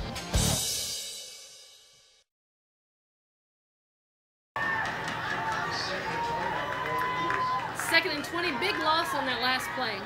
DC's got 2 minutes now to work their 2-minute offense here, so we'll see if they can bring anything down the field here to try and put something up on the board. Hamlin looks right. Looks like she was going again for Tara McNeil, or Sharon McNeil, who she caught on the Stewart seemed to push her on that one. I thought it was over her head, uncatchable, but Stewart did catch her in the back, so this may be a pass interference call right here. Officials having to earn their keep tonight. Yes, definitely. Lots of laundry on the field. Definitely. Once again, penalties, you know, playing into this game, making major contributions to both sides. That is pass interference. It'll be 1st and 10, spot of the foul. There's the coach never stops coaching on the sideline, even into the playoff games. Yeah, she kind of bumped her there, so I think did look a little high. So. Yes. They're not letting, you know, both sides, they've kept it pretty, I mean, neither side's able to get away with much. Yeah, what they're calling is definitely there. You can definitely see it. So 1st and 10 now. About 1:55 left in the half. And again. It's ironic, they started the 50. It's 1st and 10, but they're back further than they were. And they're going to move back further with a full start. DC Divas have got to stop making these mistakes. You know, you played all year. You should be used to your offense, your snap counts, all that. It should be routine now, and they're just making a lot of unnecessary mistakes. It's 1st and 15. Again, this drive started at the 50, and now it's at the 39-yard line. Gone back to the I formation, letting Tiffany Matthews. Good to see her back out on the field. Yes, they definitely, like I said, you need that leadership that she brings to the team, and she's been there before. She knows what it takes to win, and it's good to see her back out there. But I love to see the combination of Pickett and Matthews bouncing back. Good 1-2 pot. Bring up 2nd and 9, but DC will take a timeout to discuss matters, and so will we.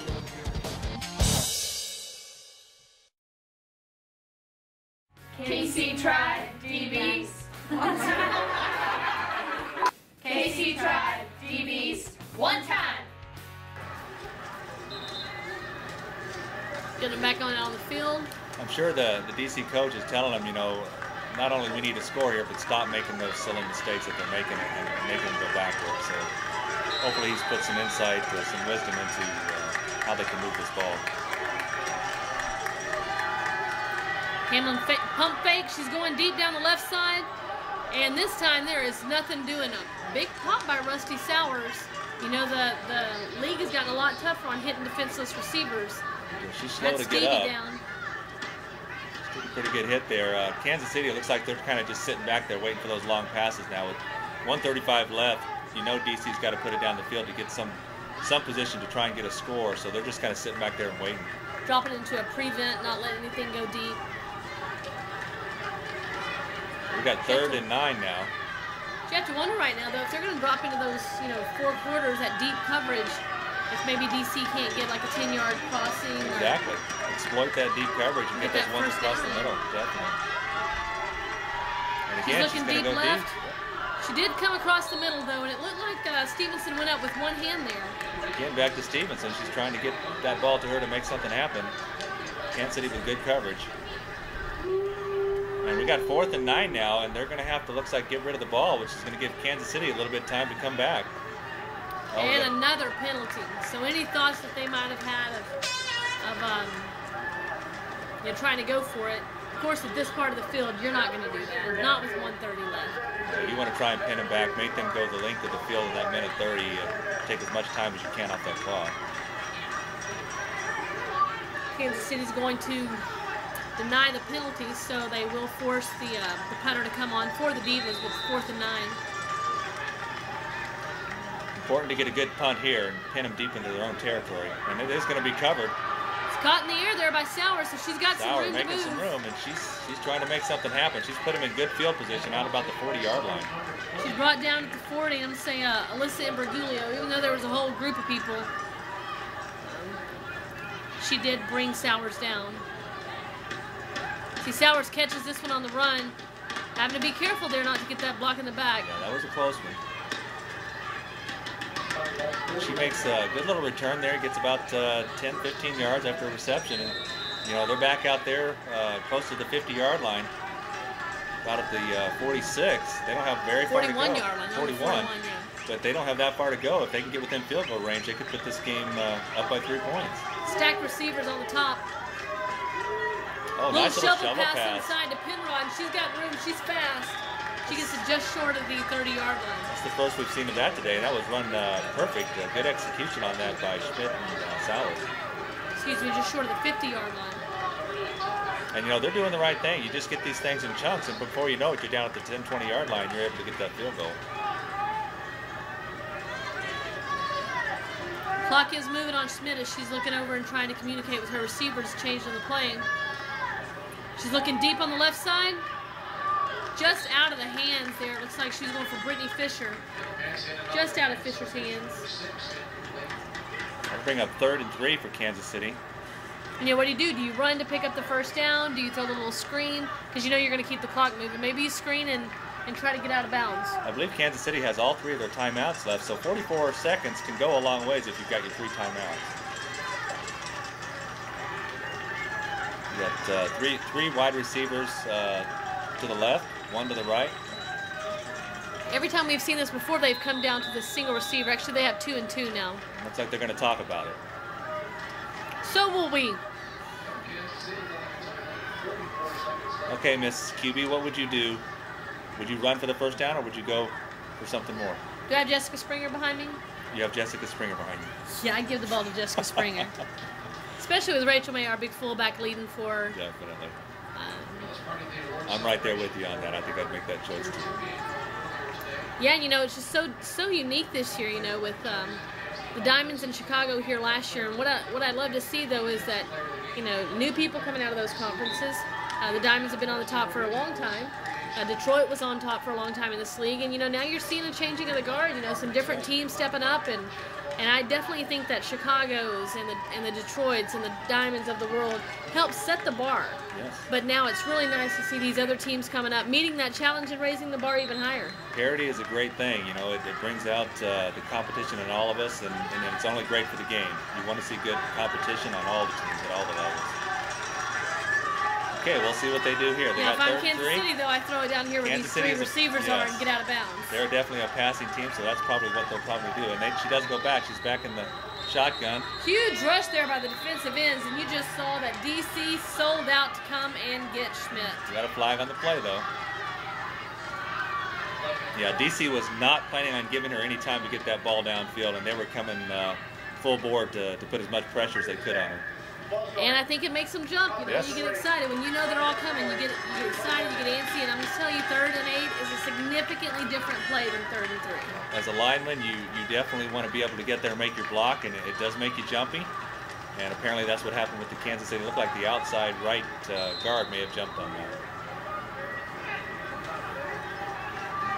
So we got 3rd and 8 now for Kansas City. About 39 seconds left in the half. They're going to need to get a pretty good chunk of yardage here to get down here in full field goal range. And I think they can. I mean, I'm Smith, I'm looking at Sowers, I'm looking at Campbell. A lot of pressure coming to her. She gets it away. And she gets it to Fisher. Nice job. And that's one thing that's awesome about this Kansas City team is who are you going to focus on? Are you going to try to double up Sowers or Fisher Sowers or Campbell? Because you know what? Fisher and Penrod will get you underneath. So I think that's one of the things that Kansas City has going for it is you just don't know who to stop with 4th and inches. I give the ball to Big Graves, though. DC's showing that blitz. And they did, and the penalty is going to bring it back. That was that was there. They had the first down. One thing about DC showing that blitz the way they're showing it, if Schmidt can hit a receiver over the middle, she's going to get a good chunk of yardage. And it looks like it's going to be against Kansas City.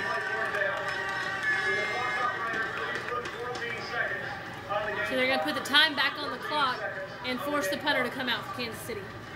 We got 11 seconds left. They're going to put 14 on the clock now due to the penalty.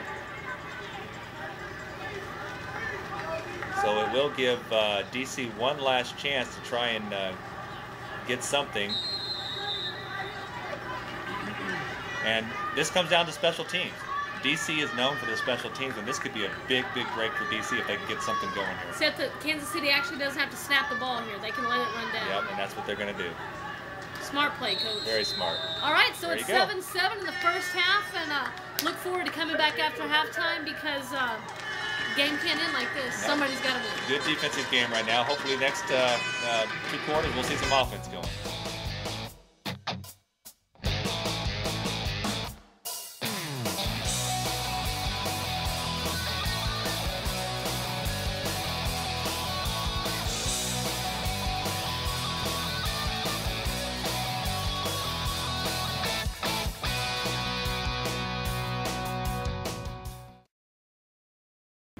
She has to do so she stays focused.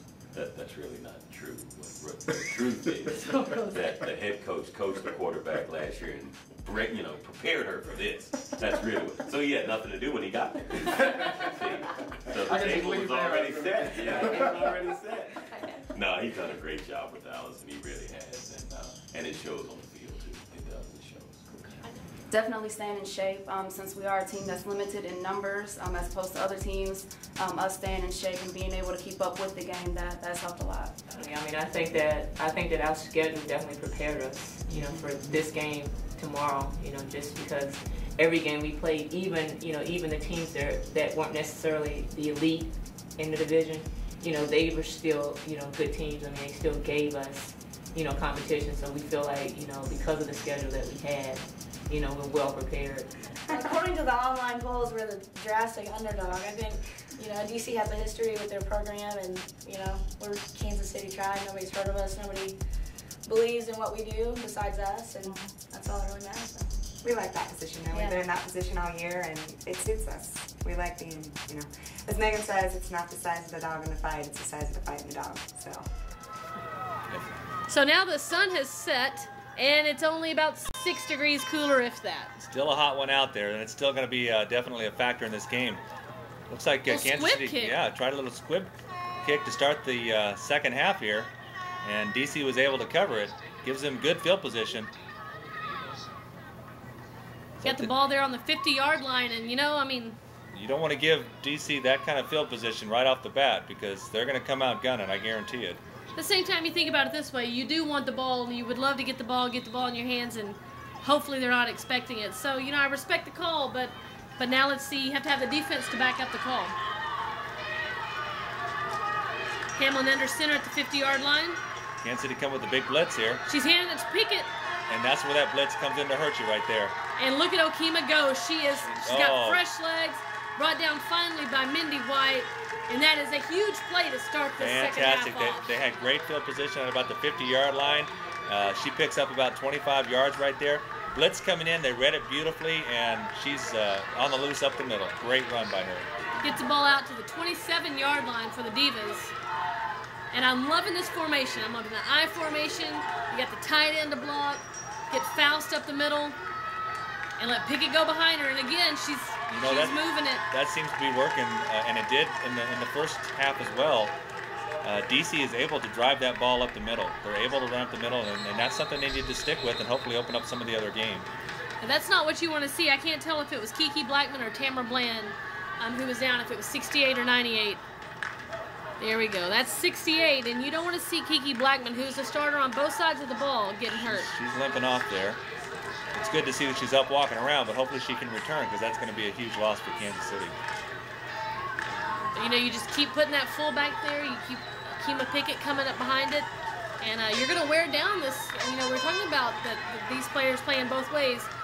With this kind of just pounding kind of game, you can wear down these tribe members. Conditioning is such an important part of this game. If you're able to get into that fourth quarter and you're better conditioned than the other team, more than likely you're going to be able to win the game. So fourth quarter is going to be huge in this. Right now, Divas eating up some of the clock. Got this running game going. Bringing Faust outside.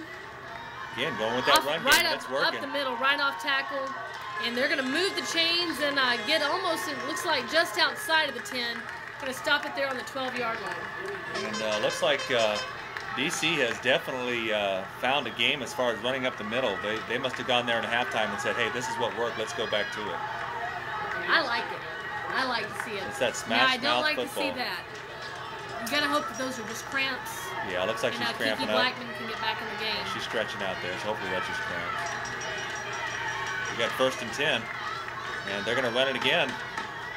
And good coverage by the Kansas City defense. That's number 50. That's a Biffle. And Biffle, she plays both sides of the ball, and just love to watch her play. So athletic. Pickett's got the ball going to the outside. Looks like she's about to spring it.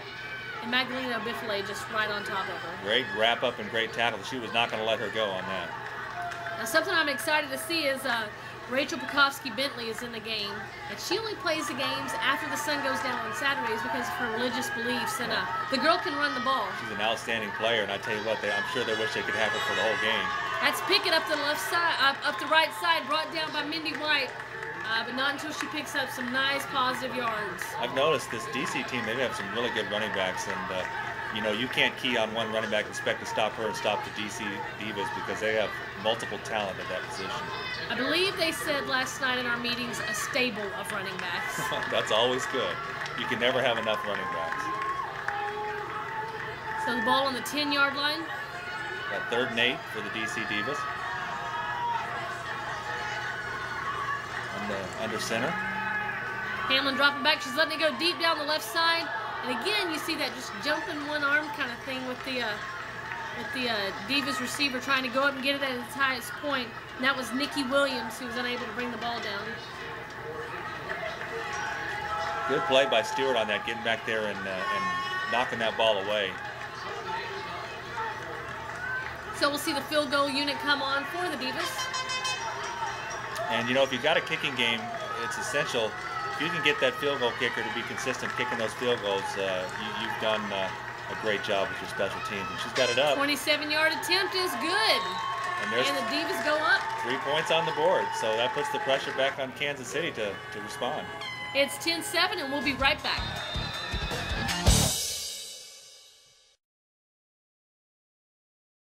KC Tribe, D-Unit!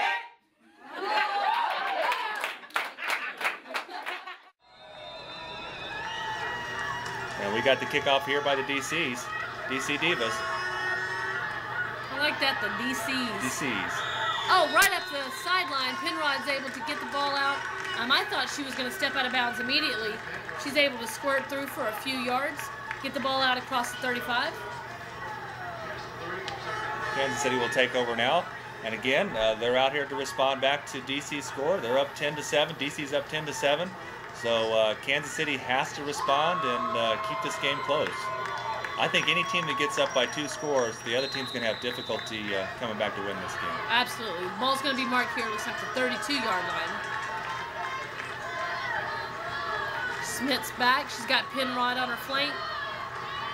That's where she looks. She goes to Penrod on a little flare.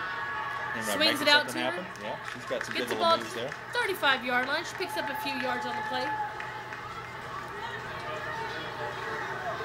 Penrod is one of those runners that she could break it at any time. She's got such elusiveness in her run that she makes the defender miss, and she could be gone like that. So you really got to wrap her up when she gets the ball. Yeah, I really like talking to her. She's just like a big old Troy Polamalu in a little bitty body. You know, he's not that big, but plays Pass over the middle. That ball's just outside of reach. Unable to get to it, but guess what? Flag on the play. She had her, looked like she had her for a few steps, and if she'd have let her a little bit, she could have made that reception. Kind of threw a little bit towards the middle that time. This is going to go against the Divas, though, so it's all for nothing. Kansas City given a first down. It's free yardage, and they'll take it every time. See if we can see it here. Oh, yeah. It's just hands to the face. Now, an offensive lineman, they're watching that. But you see right there, just got a hands right there up in the face mask. Absolutely, just wearing her out right there. No. Nice shot, guys. You gotta watch that, because they're gonna call that anytime you get your hands up into a face mask area, that's gonna be a penalty. We got 1st and 10 now for KC. Stewart motion, handoffs right up the middle to Graves. She's got blockers, she's got room, and she has a full head of steam, and she gets the ball out to about the 33-yard line on the other side, and the Tribe is moving. And you know, Graves looks like she's one of those players, once she gets momentum going forward, it's going to be hard to stop her. She got a good burst through that line, got a great momentum going. It was just tough to bring her down. We got 1st and 10 again for Kansas City, and they're moving the ball. Trying to answer back for that field goal that the DBs put up on it. It's back to Smith. She gives it off up the middle to Graves. Tillman's holding on. Tillman's able to bring her down with a little help from Drea Major there. Graves seems to be the workhorse now for the Kansas City running game. She's getting those yards and chunks. Just like DC running backs were getting theirs. Uh-oh, we got another player down. Looks like number 9. Not Tillman. Not my number 9. Tillman is down, and she doesn't look like she's feeling too good right now. She's got her helmet off. You got to hope it's cramps, because again, we can't emphasize, for people who have not been to Austin in the summer, can't emphasize enough how hot it is down here.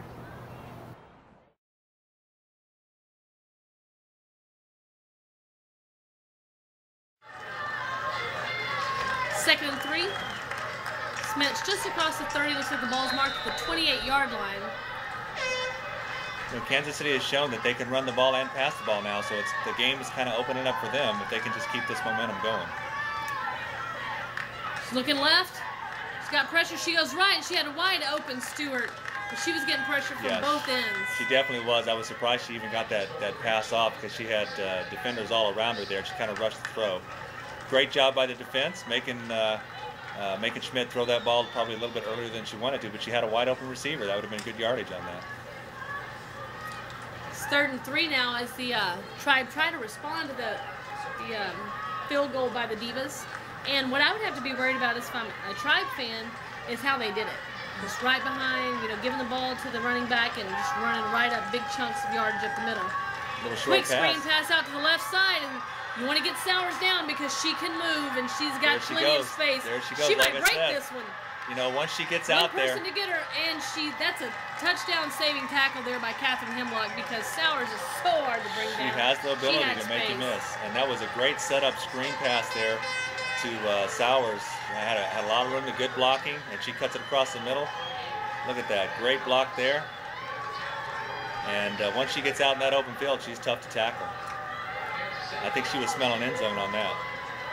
And it looked like from here that she was going to get there, and Hemlock just made a great play across the field. But now we're starting to hear some noise from the Tribe fans. People starting to get a little bit more into it, and I'm excited because they seem to have a ball game in front of them now. Kansas City's moving the ball down here, down to about the 5-yard line, 4-yard line. Fake the end around? No, it is. She does give it to the end around. Might have wanted to fake it because the Divas were all over it, and that's going to be brought down to the 15-yard line. And that's what the Divas have to do on big plays like that Kansas City gets. The Divas come back with a huge defensive stop like that, which puts so much pressure on Kansas City having to score now. It goes from 2nd and goal to inside the 10. Now it's 2nd and goal on the 11-yard line. So there's no chance here for a first down. You got to score. Schmidt back in the shotgun again. Hands it up the middle to Graves, and Graves has a head of steam, and she's out to the 5-yard line before she's brought down by Trigger McNair. I love that call. I think the Divas were looking for pass on that, being that Kansas City is such a passing offense. To give that ball to Graves, I just think it was a total, they just did not see that coming, and she got some great yards right back to where she was at the beginning of before the penalty. So we got 3rd and goal now for Kansas City. Threatening to score here. They're down 10-7. DC Divas on top.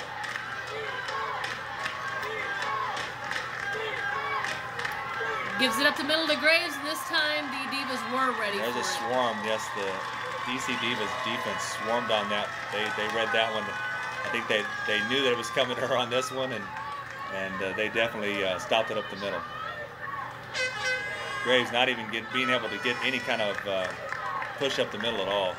That was Alyssa Imbruglia who just wrapped her up, and there's a whole lot of Graves there to wrap up. Wraps her up, she's able to stop her momentum and force her to the ground. And now you put Kansas City in a 4th.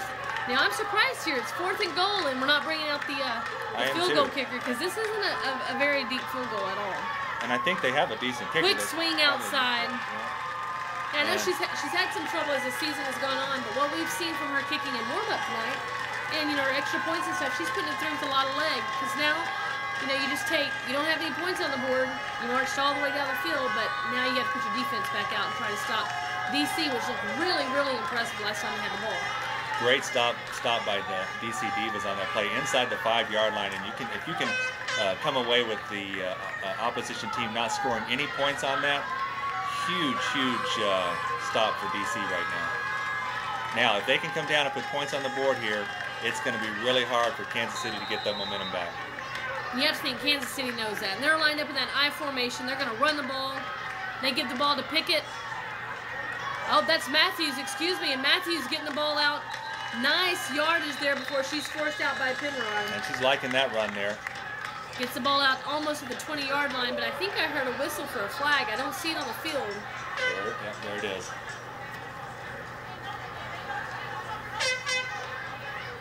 See if we can get a replay here and see. If that's against the Divas, the coach has to be totally. Oh, you're holding. Oh my goodness. Again, that's very frustrating for a runner to make a great run like that. Oh, looked like right there. You had number 33, Donna Wilkinson, with a hold. And she was breaking out the outside there. You can see her kind of wrap that arm around her. And it looked like, Wilkinson's kind of falling down, so she's trying to make a play. And sometimes, you're like, stupid penalties, but sometimes the penalties, they may be, stupid when you know how the play ends up, but you're just trying to make a play. Right.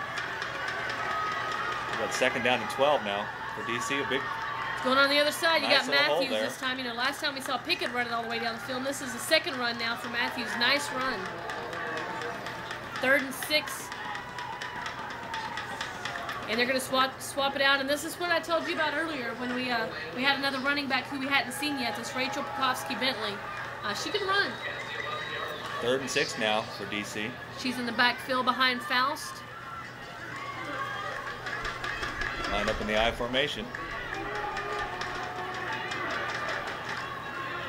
They're going to give her the ball. You got fresh legs in there. Mindy White brings her down, though. Great tackle there by Mindy White.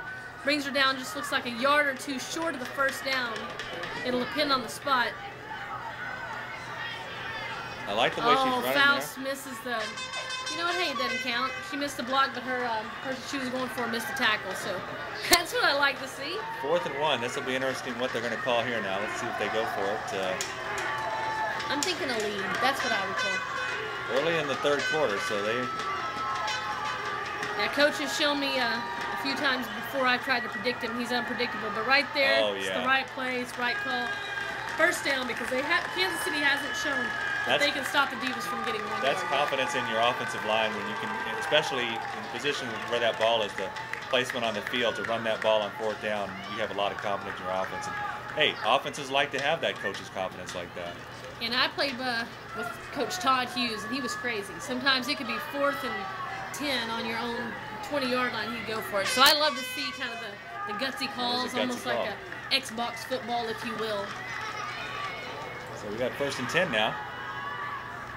Dragging the players. She's finally brought down there. Looks like number 80 for the Tribe. That's Kenesha Walker. Bringing the back down. 2nd and 8. She's only going to pick up a couple yards on that play.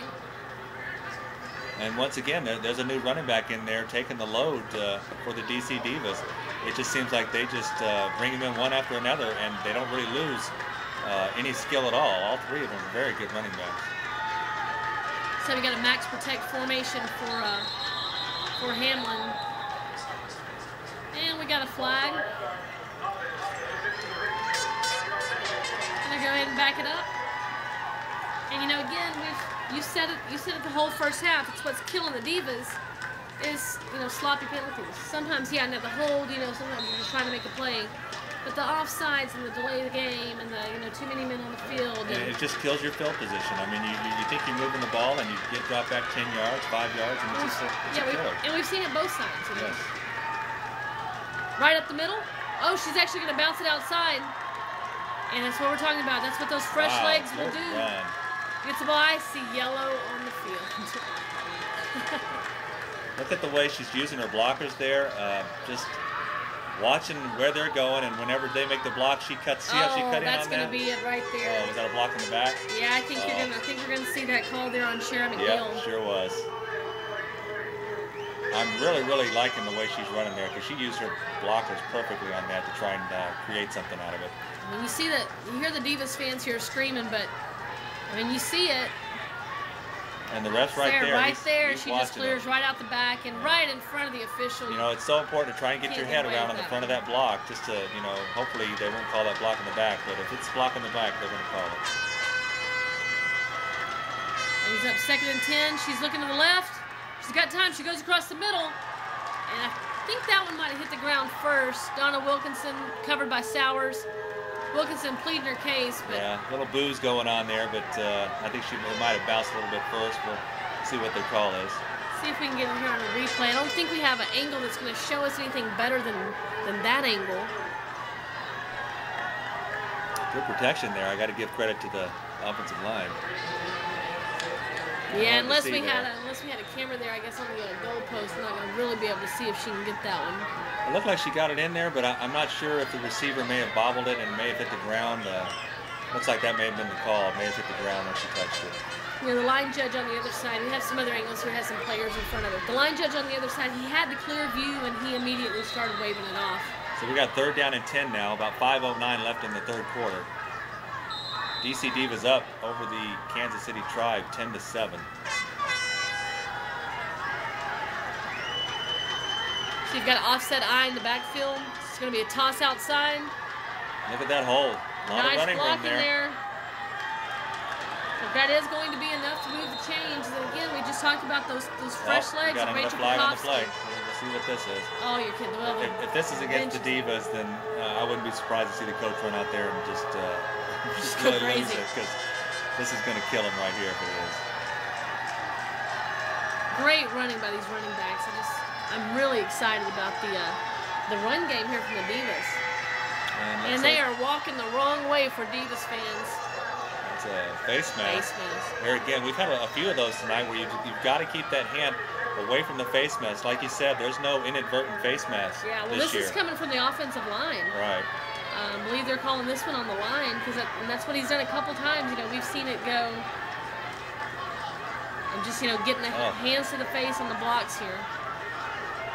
DC could have easily put this game away already if they just wouldn't have gotten themselves in all these penalty problems. But I'd say that the majority of their drives have been set back by penalties. We got third down at about 20 now for the Divas. And you got to know that they're very frustrated on that sideline. Yeah, getting a sideline warning, having to clear the players back off the sideline. I don't think that's an official warning. I think it was just hey, Coach Howard, move your girls back. But you know, you got to look on the bright side. You've had a lot of penalties, but you're still up 10-7. That's true. It's Faust right there. Faust couldn't tell if she was going to run the ball or not. That's Stevenson who did end up running the ball. Breaks that first tackle, but unable to get by the second group of tacklers coming in there. She's kind of limping a little bit. Brittany Fisher in on the stop on that one. Almost like they're going to bring the punt team in. Not going to go for it this time. 4th and 15. Kanisha Walker and Brittany Fisher, I believe, making the tackle there. And 4th and 15, you know, you have to try to get rid of it. Let's see who brings her down here. So she just got slowed down there. Graves, maybe? It's just oh no, you hate to see that. You know, it looked like earlier we saw Stevenson getting up slow. It looked like she was fighting some cramps in. So we'll check on her and we'll be right back. Big 4th and 15 with 4:11 remaining. You got to think they're punting. Results of the IWFL Strongest Woman contest are in. Megan Fowler-Finnegan of the Chicago Force did 30 reps at 150 pounds, followed up by Deanna Grimstead and Jessica Springer. In the fastest woman on 40 times, Jessica Springer and Tiffany Bunton from the Diamonds both on the board. Springer's time of 5:133, the best in the league, followed by Adrienne Wilson at 5:145, who was last year's champion. This Kansas City staff, Coach Williams, Coach Porter, doing a great job. And here we go with the punt. A little high snap, but she does get it off. Oh, a lot of bodies around, and they got to stop it because it is definitely taking a Kansas City bounce. It's going to bounce inside the 30-yard line. Not a great punt at all. And Kansas City has fantastic field position right now. And I don't know how many times you can say it during this game, but when you get breaks like that, you've got to capitalize on them. If they don't capitalize on this right now, then they're missing a great opportunity. But on the other side of the note is DC has been able to stop Kansas City pretty much at every opportunity they've had. So we'll see if they can step up again at this time. And you have to think if they don't score here, that it's just going to break their spirit to a degree. You can only do it so many times. Yeah, this is the biggest game, and look where you are right now, and you're starting your drive here. If you don't get some points on the board, maybe it's just not your night. Fake to Graves, going deep down the left side, and she makes it happen. She's got it. Rusty Sowers. Oh, great little play action there to the running back, who kind of freed up. I think the linebacker may have bit on that a little bit, and the defender was able, or the receiver was able to get behind her. Who was that? Have Rusty Sowers, who just broke it down the left side. Sowers. Looks like the safety doesn't She did really not get over there, it, right? Yeah. You know, I think that play action may have kept her held there for just a second, and that gave enough time for Sowers to get down the sideline there. Great Huge little play. We were just talking about how it could break the spirit, break the will. Well, instead of tying the game up, now you have the Tribe on top, and DC is feeling that pressure because, you know, I mean, time's ticking down. We have a whole nother quarter and 3:42 to go, but you feel so much pressure, and you just come out. Are you going to play tighter? Or are you going to go down the field and score? Big pressure situation right here for DC. This is a big extra point right here too. If they don't make this, they're only down. They're only up by 3 points. So she needs this one big time.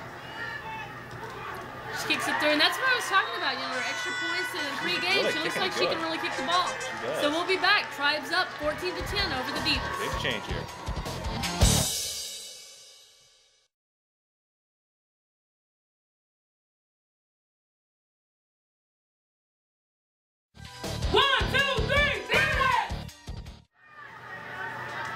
Kansas City's starting to get fired up now, and they should. Just went up 14-10 in the championship game, trying to win that world title. You know, this has been a real battle back and forth. Nobody's really taken, like I said, chances of the opportunities. Both teams are still in this game, and it may come down to a big mistake, or like I said, a special teams play, which DC has definitely been known for. Kansas City waiting to kick off here, getting ready to kick it off for the Kansas City Tribe. Got 3:42 left in the third quarter, so time's running low. There's not a lot of time left in this game. Good kickoff there. It's going to be sending her back into the back, and it's going to be picked up at the 8-yard line. And Tara Stevenson, good to see her back out, and now she's making it happen. Look at that. She's going. She breaks it out to that last tackle. If she'd have broken out that last tackle, she was gone. Rachel Campbell able to bring her down, but you know, we talked about that. You have to respect the special teams of the Divas. And Tara Stevenson had hold of the ball, who earlier she was just suffering from cramps. Cramps look okay, but unbelievable, another flag on the play. Oh, my goodness. And you know, it's almost like DC is waiting for their special teams to make that big play. And that was a huge play right there. And breaking that would have just been unbelievable. Campbell came up and made a fantastic open field tackle on that to save it. But we'll see what this penalty is going to do here. Is this against the yeah? Was it against the Divas? We're going to see.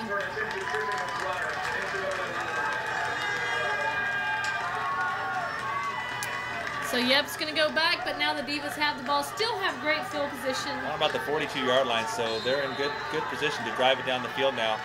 They've come out of that I formation, though. They have 3 receivers. Trying a little bit of Kansas City's offense here. Just a little swing pass out to that Rachel Pekowski, and I love to see her run. Excuse me, that's not Rachel. That is number 84. And we've seen Tara Kalal a couple receptions tonight. Doing it again on the outside. Nice little play. Like I said, it keeps that defense honest. You're not always looking for that running, or it gets them to where they're not always looking for the run, and you throw that little pass at them. It keeps them to where they're not sure what you're going to do. So we'll see if they stay with the passing game, if they go back to the running game here. And it looks like she's going to hand it off. Gets out across the 50-yard line before she's brought up, and there's a flag on the play. She's finally brought down. Looked like number 33, Jennifer Marker, getting in on the action. You have to wonder if there's not a hold right there. You saw number 98, Tamara Bland, coming across, and it looked like she was pulled a little bit by her jersey. See if we can see it from a different angle. It is going to be a hold. You got to wonder if Kansas City playing both ways the way they do. Like I said, they don't have a lot of starters that go on one side or the other. See if you can see right here in the middle. Yep, you can see her. Oh, I think she let go. Yeah, that was close. Maybe we didn't have the same angle, but she definitely started to hold, but then she let go. Maybe she didn't let go fast enough according to the officials. But what I was going to say is Kansas City's got to be getting tired with some of the players that are going both ways out there. I would have a very difficult time, especially in this heat, playing both sides of that ball. Yeah. They just got to be totally tired out there. Well, they have their own strength and conditioning coach, and you just have to wonder how much time they spend on making sure that their players are ready to go both ways. Whoa, big play outside. A little pitch outside here. Forced out by Megan Penrod, but we talked about, we just kept expecting Rachel Pekowski-Bentley to get it going. And with her and Matthews and Pickett, these Divas are tough to contain. 3rd down and 3 now. DC seems to be trying to spread that defense out a little bit. I wouldn't be surprised at them to see them go back to that power game now. Try and get those chunks of yardage they were getting earlier in the game with those running backs up the middle. So looks like they're doing a good job of kind of spreading out the defense here. So we'll see what they come back with. She's going back to pass. She's going back to pass. Got it on the left side. It's complete. Oh, not a lot of extra yardage there, but that will be enough for the first down. And we've seen her go up with one hand. Nikki Williams. Karen, we got another flag again, so. Wow. Unfortunately that so many flags are being thrown, but if they're doing, and it's against DC. So what appeared to be a first down will not be a first down. And here you saw that was our initial line of scrimmage, and there she goes. That wasn't even close. You have an offensive lineman down at the 40-yard line. I don't know what happened right there, but I do know she was very excited. I mean, I know coaches are going to be upset about some of these penalties, but that was a penalty by a good 15 yards. Definitely. 3rd down and 8 now, which would have been a 1st down, is now 3rd down and 8. She's dropping back. She's got plenty of space. A lot of time there, good protection. So that there was no one 5 yards around her. I mean, her offensive line did a super job, but now you go from having a 1st down, a stupid penalty, 4th and 8, you're bringing out your punter. DC fans definitely not happy with that series right there, knowing that time is definitely ticking down and is not on their side, being that they're 4 points down. And in all fairness to the DC fans, they don't have the luxury of the replays that we have. Definitely. And they couldn't see the offensive lineman so far down the field, and I understand it's frustrating. It's 4th and 8, they have time. I mean, you did say earlier, and I agree, you do have to feel a sense of urgency, but you do know you're going to get the ball back, and if you can stop Kansas City, and when Sowers has the ball on a return, you get nervous about it, but if you can stop Kansas City, you're going to get the ball back. Yes, and that's the key, is their defense has got to come in and do the job now. It's Amy Zhuang and Tara Stevenson on the tackle. And I give the DC Divas defense credit. They've really been doing an outstanding job. They've had a couple of times where they've had a breakdown, especially on the 2 touchdowns that Kansas City has scored. Seemed to be a little breakdown in the coverage, but overall they've done a fantastic job. So right now, Rusty Sowers and Megan Campbell both approaching the 100-yard mark. See, inside handoff to Megan Penrod, and she's going to get to the 40-yard line, just across the 40, depends on where she's going to be marked, but there's a flag on the play. I'm not sure if you're surprised about that. I'm not surprised at all, and just kind of anxious to see what the call is going to be here. Probably in the vicinity of holding. Yeah, that's Trigger McNair and LaBelle Hillgrove on the tackle. And this time it's going against Kansas City, so equally it's going against both teams. See what the call is. That's the second time we've seen that against Kansas City. Once was their punt when they came out in punt formation, and then last time. And that's kind of surprising to me because they don't run that many different formations. See the receivers this time stacked up at the top of the field. 1st down and 15 for Kansas City now. Ball on about the 35-yard line. Schmidt giving Campbell hand signs. It's that inside shovel. We saw that in the first half. This time Schmidt takes a big pop before Pickett brings Penrod down. Just short of the 1st down. That time Schmidt paid for it. And that play is working to the T. She's getting those defenders coming after her, and she pitches that ball inside, and there's a huge hole for that running back to run down the field there. Great little play, great little execution on that. And they've come out, and they're ready to line up right now. I can't even show you a replay of that, but man, at the end of that play, Schmidt ended up on her back. Big pop. Penrod cutting it right up, a lot of traffic. Good read. Looks left, tries to hit a slant route. She's got Campbell. Again, there's Campbell, and she's just that possession receiver. You get her the ball, and she's going to make things happen. She's hard to bring down. She's a big girl. Lots of yards after the catch for her. There is a flag on the field. And with 20 seconds to go in the 3rd quarter, we may have set an all-time record. I'm sure they'll look back on this game, and they'll see, both coaches will see the flags, and they'll be able to kind of play the replays and see, they're legitimate calls. There's not really any bad calls that's been done. It's, you just got to be able to, that discipline is so important on a team to not make those silly mistakes. Yeah, I'll give you that, except for maybe that offsides earlier. Right. Which, and I just think that's just Hodge being so fast that, I don't think. Oh, wow. That's upsetting the fans here big time. That's going to go against DC. And give Kansas City a first down and some all-important yards right now, putting them very close to scoring position. Once again, like I said before, if a team gets up by 2 scores here, it's going to be difficult for that other team to come back, especially the way these defenses are playing. They're not giving up a lot of points. Kansas City's in great position now here to put something up on the board and to really, really put the pressure on the DC Divas. And the clock's moving. If they want, they can let this clock go all the way down to 0 in the 3rd quarter. Looks like they may choose to do that. I'm not sure if they're going to call this one or not. And they do call a play. They get it off. Nope. Flag.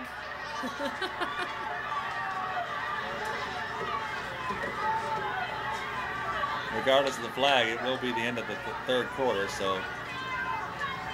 we'll see what the call is here.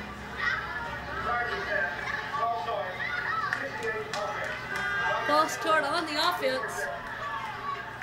And that will end the third quarter. So we will be right back for the last quarter of the most important game of the year. DC Divas and Kansas City Tribe. 4 fingers are up.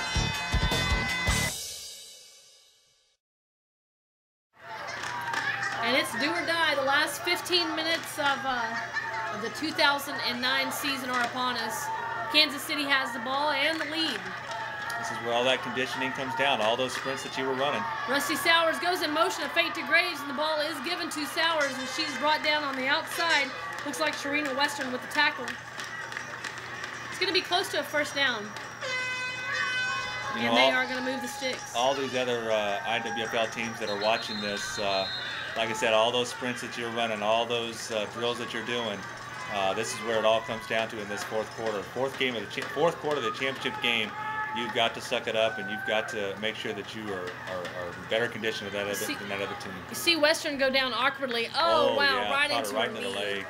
Man, you got to hope she bounces up on that, because that could be bad. It looks like She she's seems to walking be off walking the off field. pretty good. Good for her. Tough girl. See, we've already lost, I believe it was Hogan earlier with a knee injury. Yeah, Claudia Hogan went down. 8-year vet for the Divas, went down with a knee injury, and it looked like when she was on the sideline that she wasn't going to be able to make it back. And that's really sad, because she's such a big impact player on that defense, and she was showing it while she was in. And losing her, I think, was a huge impact in this game. See, Tillman's back on the field. We saw her with cramps. Big over the middle. She's got some room. She can cut it outside. She's going to go. Elusive. That's Tegan Stewart. And there she does what she does. And you know, you get her the ball in the open field. A lot of these players for the Kansas City Tribe, you get them in the open field, and they're able to make something happen. And we'll see if this one's going to count or not, because there is a flag, but they did wave the ball forward, or wave the chains Look forward. at the protection she's getting here. She's got great time, good vision for the receiver. Referee made a little block in there. Nice job. Way to use the ref as an additional blocker. And look at that cut. She's looking for that end zone. And look, she ain't going to go out of bounds on her own. They had to put her out of bounds. And that's the second time, though, that and it's against Kansas face City. mask against Kansas City. And, you know, we saw it. He called it against the Divas, where they don't like the offensive linemen getting their hands in the face mask. And that big 20-plus yard reception for Stewart is going to come back.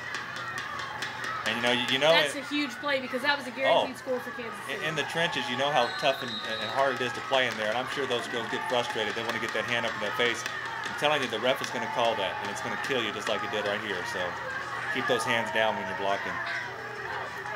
So Kansas City's got 2nd and 24 now.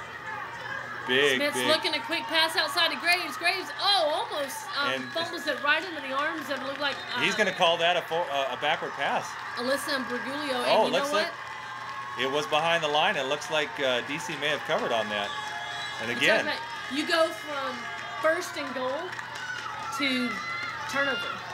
See here, she's standing there, and she's behind her. Backwards. She's behind her. Oh, and look, it looked like the ball may have been tipped there. It looked like, I think, Sue told me her name earlier. Sue Izabrugio. I just totally butchered her name. I think she got a hand on it, though, and she tipped it, and she wasn't able to catch it. We're going to talk about it right here and give us their interpretation here.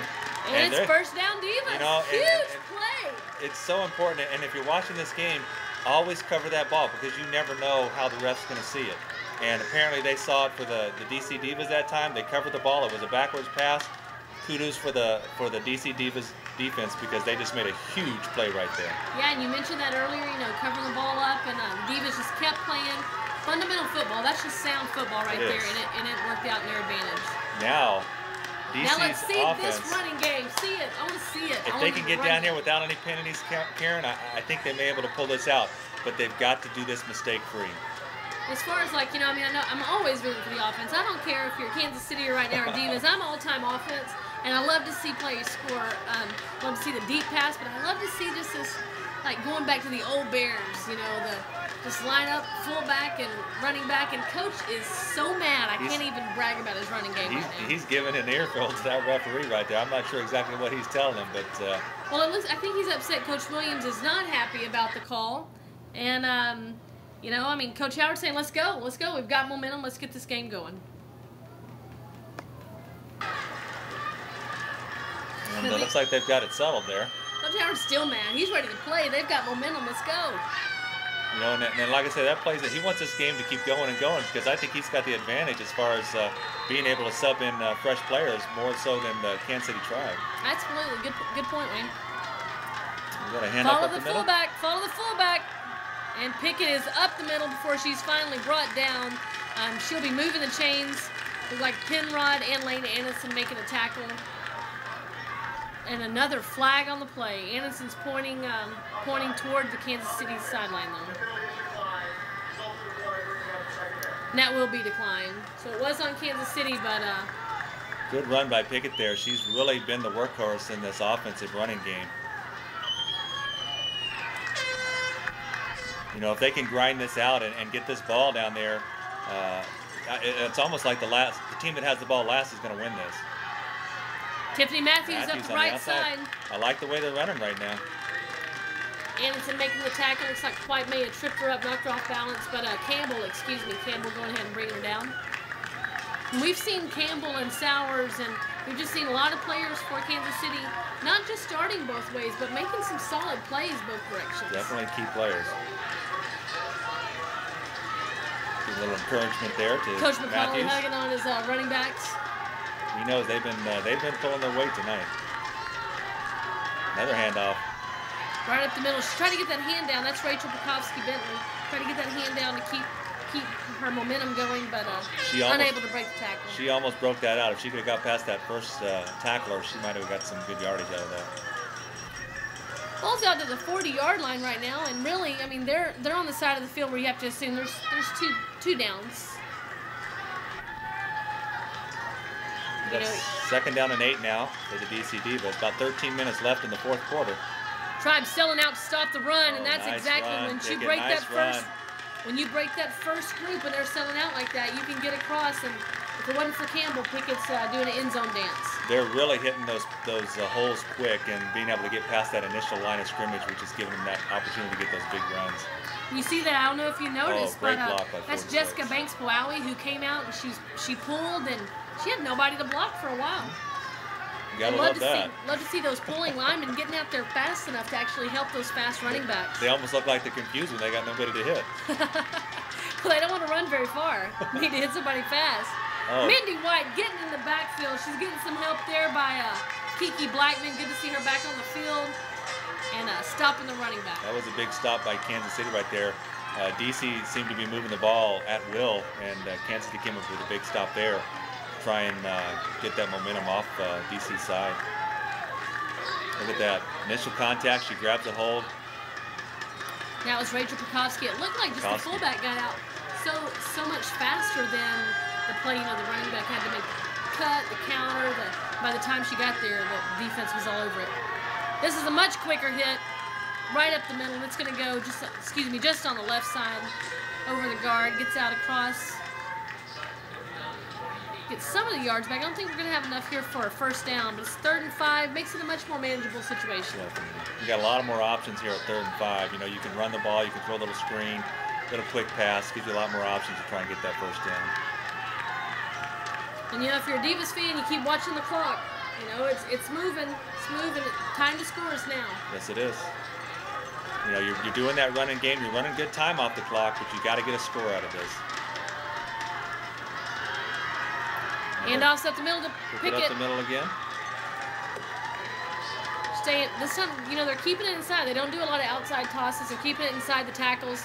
Penrod brings her down, and she crosses just over the 30-yard line. See her coming here. And man, she just gets spun around backwards. You have to think she probably could have picked up those other 3 yards. You see how she keeps her feet moving. Even when she spun around, she kept those feet moving, which is key for a running back. Well, there's 10:53 remaining, and the Tribe are up over the Divas 14-10.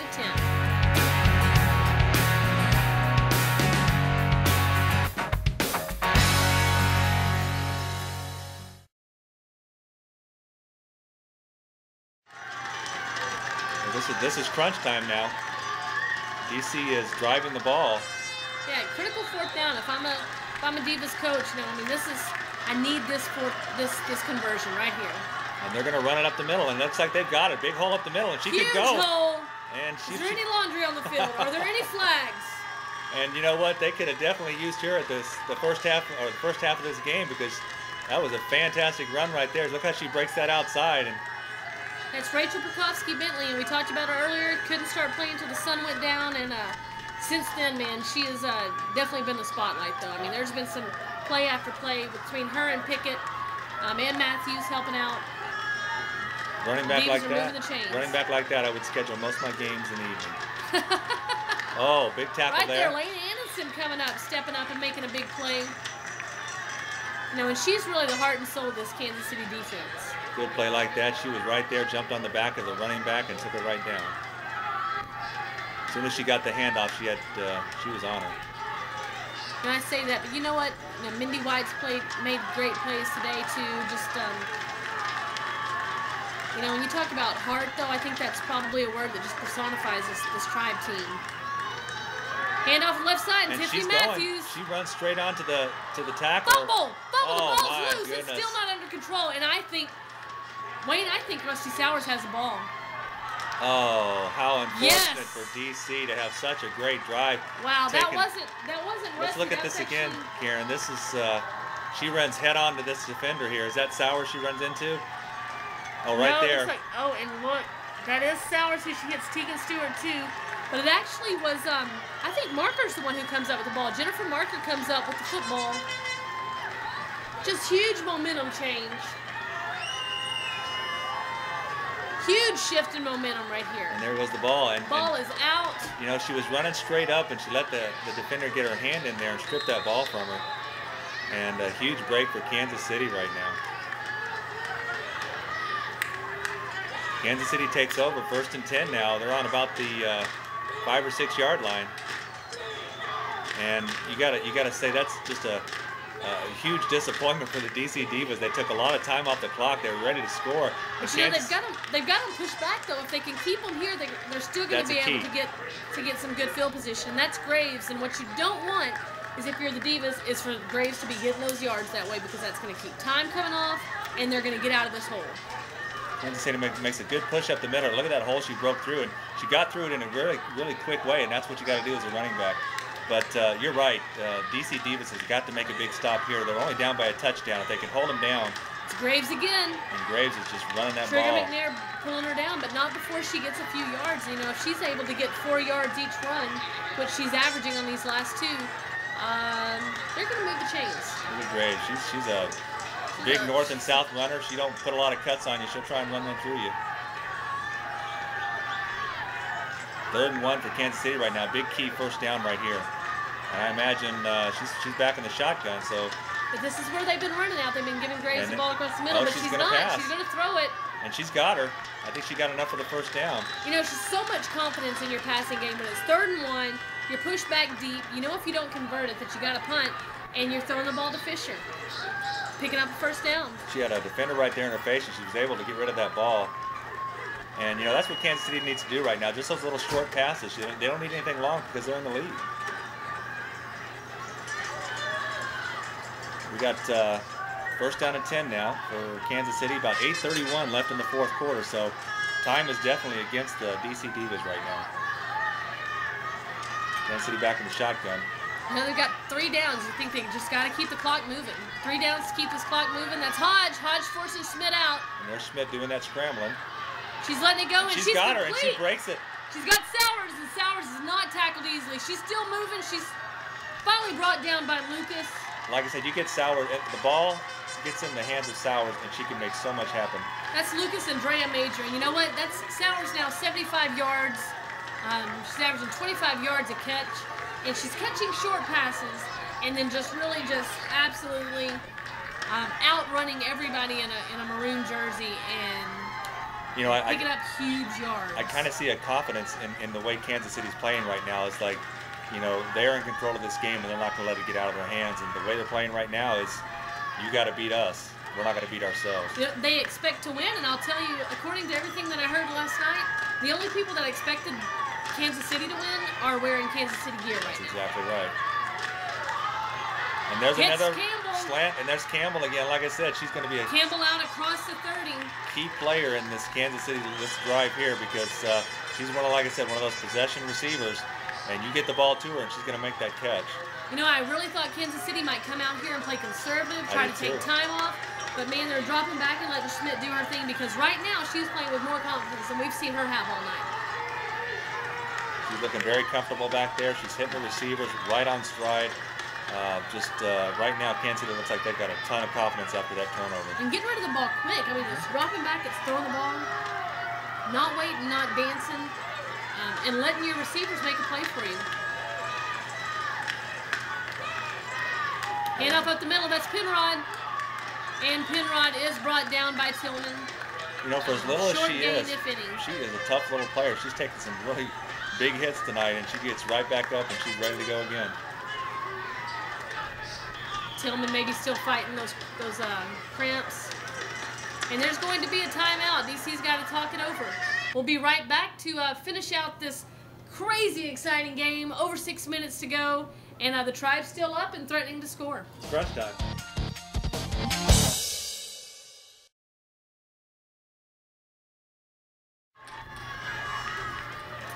So 6:47 to go. Tribe attacking. You know, and they're in attack mode. They're not trying to run the clock down.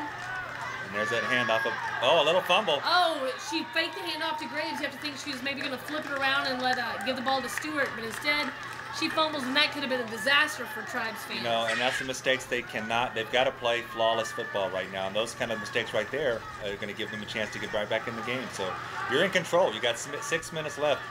Concentrate. Don't make those mistakes. We got third and 13. This is a big conversion. DC's got to come up with a big stop here. We've seen that they're not gonna kick. You know, I mean, I think it's crazy to think that they would kick the ball. So what are you gonna do? They go with the little outside. You're gonna let Campbell run and pick up the first down, man. She's close. Fourth and 2. Of all the receivers that I would want the ball in the hands of, it would be Campbell. The way she's playing, she's just so consistent on the way she catches the ball. Look at that. Just great concentration. It's that right there that I think isn't given enough credit. That's Abifale coming out after the ball's caught and blocking 2 girls at one time. Yep. Outstanding play right there by Campbell and by Schmidt to get her the ball. You got to be nervous if you're on that Divas sideline right now because the Tribe have been so dangerous when they get close to the end zone. That's Schmidt. She throws it outside. She gets it to Stewart. Stewart's going. She's going to break it.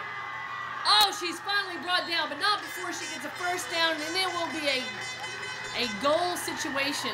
First and goal for the Tribe. Look at the time that she's getting here. Nobody is even pressuring her at all. She's able to get that out to Stewart. And Stewart, she's just like, Sauer. She makes things happen when she gets the ball. Campbell, Sauer, Stewart, get them the ball. What's surprising to me is it looks like the Tribe, even though they should be tired, are getting stronger. And Graves up the middle. And the Divas, who have all the fresh legs coming in, actually look like they're starting to get slower. Actually, it's reverse of what exactly I would think also. And Kansas City, all they need to do now is just punch us in the end zone. They got 5 minutes left, and their defense is going to have to come out here and hold them. But this is a key score right here. But I like that call. Give it to Graves. Let's keep it on the ground. Even though if you don't throw an incompletion, the clock keeps moving. So Kansas City has proven they can keep the clock moving even throwing the ball. Back in the shotgun.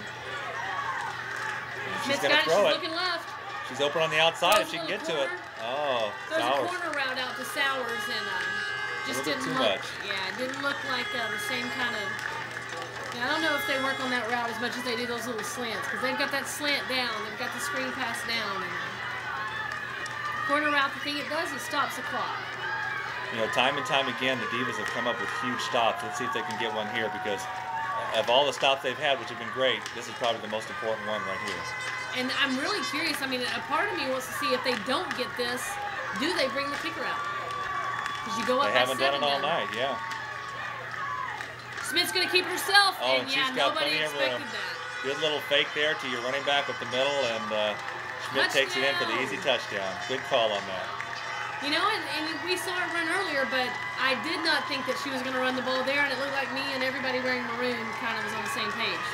But you know, she's shown the whole game that she can run the way she's been scrambling around back there. So Absolutely. you can't just think that she's not going to do it. Exactly. So we've got a 20-10 game here with Kansas City awaiting their extra point here. We have Sweeten on the field to kick the extra point. It's like Fisher's the holder. Again, this is another big extra point here because this puts us to where they're going to have to score at least 2 touchdowns to go ahead. I think the Divas have to be thinking block. They always make great special teams plays. You know, what's it going to be tonight? Well, that's not as impressive as an extra point. Maybe that's why we haven't been going for it. Those first ones, though, she kicked them good. And the Divas are down 10-20, but we'll be getting the ball back.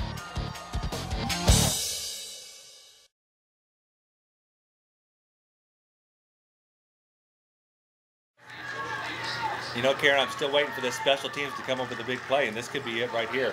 They've been able to do it all year, so. Oh my gosh, that's so exciting. You're right, because I do think, I mean, I have a lot of faith in this Divas special teams, especially after what they did. I mean, I know I keep saying 2 weeks ago in Boston, but that's the kind of stuff, that script that they wrote 2 weeks ago is like football movie. Special teams live for this moment, and that's what puts them on the board is when they make plays. Oh, nice little. Trying to go for a squib kick there, trying to force Divas to make a mistake. And you know what? Maybe most importantly, not putting it in the hands of those people who wrote the script a couple weeks ago. Exactly. You know, you got to give them credit for trying that. And I almost agree with that call because, like I said, you don't want somebody running this back for a touchdown. But then you look at where it ends up, and you're like, wow, that's a big gamble. You're up 2 scores, though, so I think that. They're giving Hamlin and Pickett and Matthews and Pekovsky, Bentley, you know, I mean, we've seen player after player who can make some, you know, some pretty effective runs here. Little draw play up the middle, Pekovsky. She gets a few yards, but one thing DC has to do right now, they have to score quick. That's Lane Anderson again with the stop. They do have to score quick, then they have to get probably an onside kick, another flag on the play, and then score again, and that's a tall order. Right, they definitely do not have time on their side, and they've got to do things in a very expedient manner right here. And that's going to help them. Penalties against Kansas City. You know, we've seen a lot of penalties come up in this game that have been in very key moments and have really played the impact of this game. So I'm sure, like I said, they'll go back and look at this game and they'll go over and over again and see that, you know, you've got to be disciplined when you come out, especially in a championship game. You've been playing all year. You shouldn't be making these mistakes. And these 10 and 15-yard penalties. I mean, those are big plays right now. And that helps the Divas on the 31-yard line when they're in a must-score situation. Hamlin has time. She looks. She finds. Good pass. She has Williams outside. Careful. Don't kill the camera, people. I like the Williams route on that. She just did a quick little out. The defender was off her, and she got the yardage that she needs. She had pressure. She had somebody in her face, but she finds Williams. She finds Nikki Williamson and, Nikki Williams, and she's able to kick. Not only does she get the first down, but I thought she went out of bounds, but they're going to keep the clock moving. Tried to come back to the well twice, and it was not open. Campbell was there with a perfectly timed hit. And, you know, going back to that last play, it's so key that a player knows where they're at in the game, and her getting out of bounds would have been key as far as stopping that clock. And apparently she didn't get out. Boom! Campbell just lays it on her right at, and that was perfectly timed. We got 3rd and 1 now.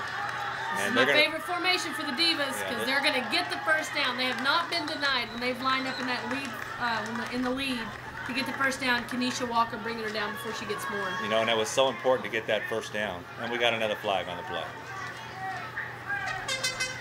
I mean, the fan in me does not want this going against the Divas. And actually, I want to see a close game. I love it. It's Kansas City seems to be making the big mistakes now. I think was it against Kansas City? It was against Kansas City. First down. First down. They're going to take the play because they would have got less yards. I mean, they had the first down either way. Right. They had more yards if they take this 5 yards. And 3:44 left in the 4th quarter. And we saw the Divas earlier, penalties keeping them from scoring. Right now, Kansas City penalties are helping the Divas get closer and closer. Shotgun offense. Looked like the Tribe were coming. They showed blitz. And they stepped out of it. Little swing pass right there intended for, I couldn't tell necessarily if that was for Kalal or Stevenson. They had both of them right there in the same place. They do the fake to the fullback Faust. Oh, and she that was open intended too. for Stevenson. She should have had that. I mean, that was a little high, but you know, you got to come up with those catches. Hits both of her hands. Yeah. Hamlin, real low snap. She picks it up, sends it to the left. And tackled after just a 2-yard gain. She has to hit the ground to pick it up. By the time she hops up, it's like Stewart and Campbell take her down, and she's slow to get up. Well, we've seen her struggling with cramps tonight. You just have to hope maybe it's the same thing. But she gets up and then gets tackled, and that's so awkward on your body. You know, that was a good play on her part.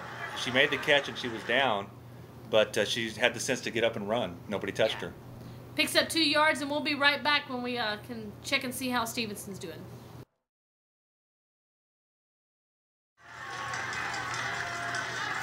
Clock is moving, 3rd and 6. Toss outside to Pickett.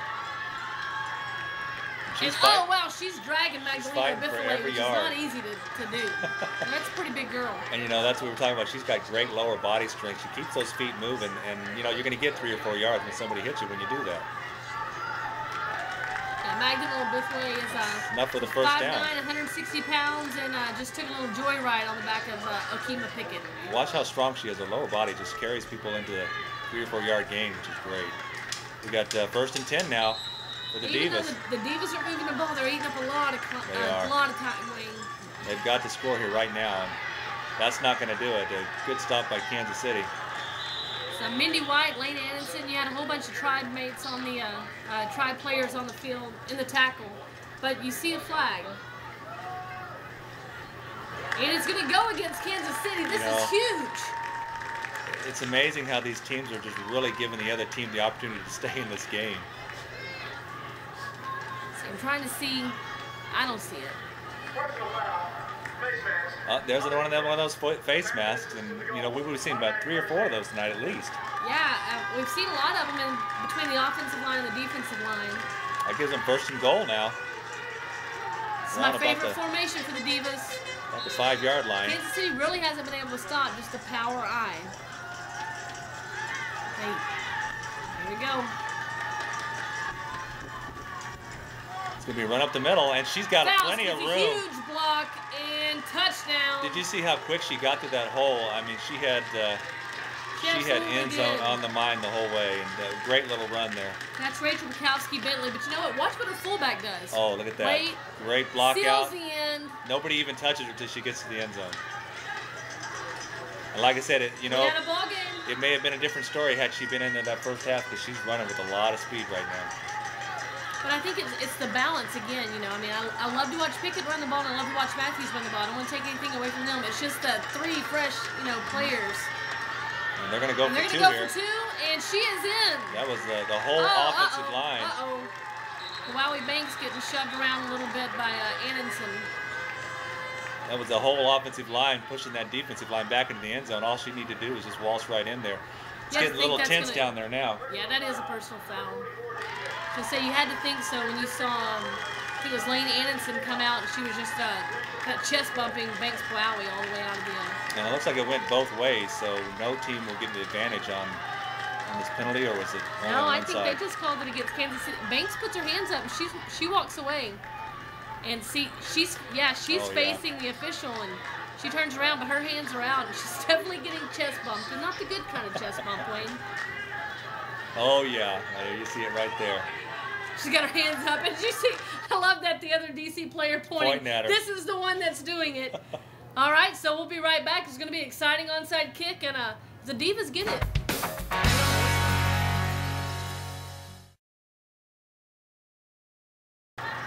So the 2008 championship goes into overtime. The Divas kicker, we've already seen she can kick. There's a chance this game can end up tied up if the Divas recover here. We'll see what this. It's an onside kick situation, and that's what they do. It's got a good bounce. It went over. And wow, great hands there by the Tribe. That just goes to show you how important those people are on that receiving kickoff team. you've got to be able to cover those onside kicks. Jennifer Marker with maybe the biggest catch of the night. We've seen some great catches. Good bounce, good onside kick. Right there, it goes up over, and she just jumps on top of it. Tara Stevenson is right there. If she doesn't catch that ball, I guarantee you Stevenson's coming down. And we've been saying we're waiting for the Divas special teams, but I have to say that maybe the biggest special teams effort has been that the Tribe hasn't let the Divas special teams do anything. Yep. I hate to see Tillman hurt on the sideline, but she was able to come back earlier after cramps, but it's not looking good right now for her. 2 minutes left. Kansas City just needs to run this clock out, get a couple first downs, and there's Graves. And looks like Graves with a big run. She has every intention of running this clock out. Look at her go. Wow, that's determination. She's finally brought down there by Tessa Nelson.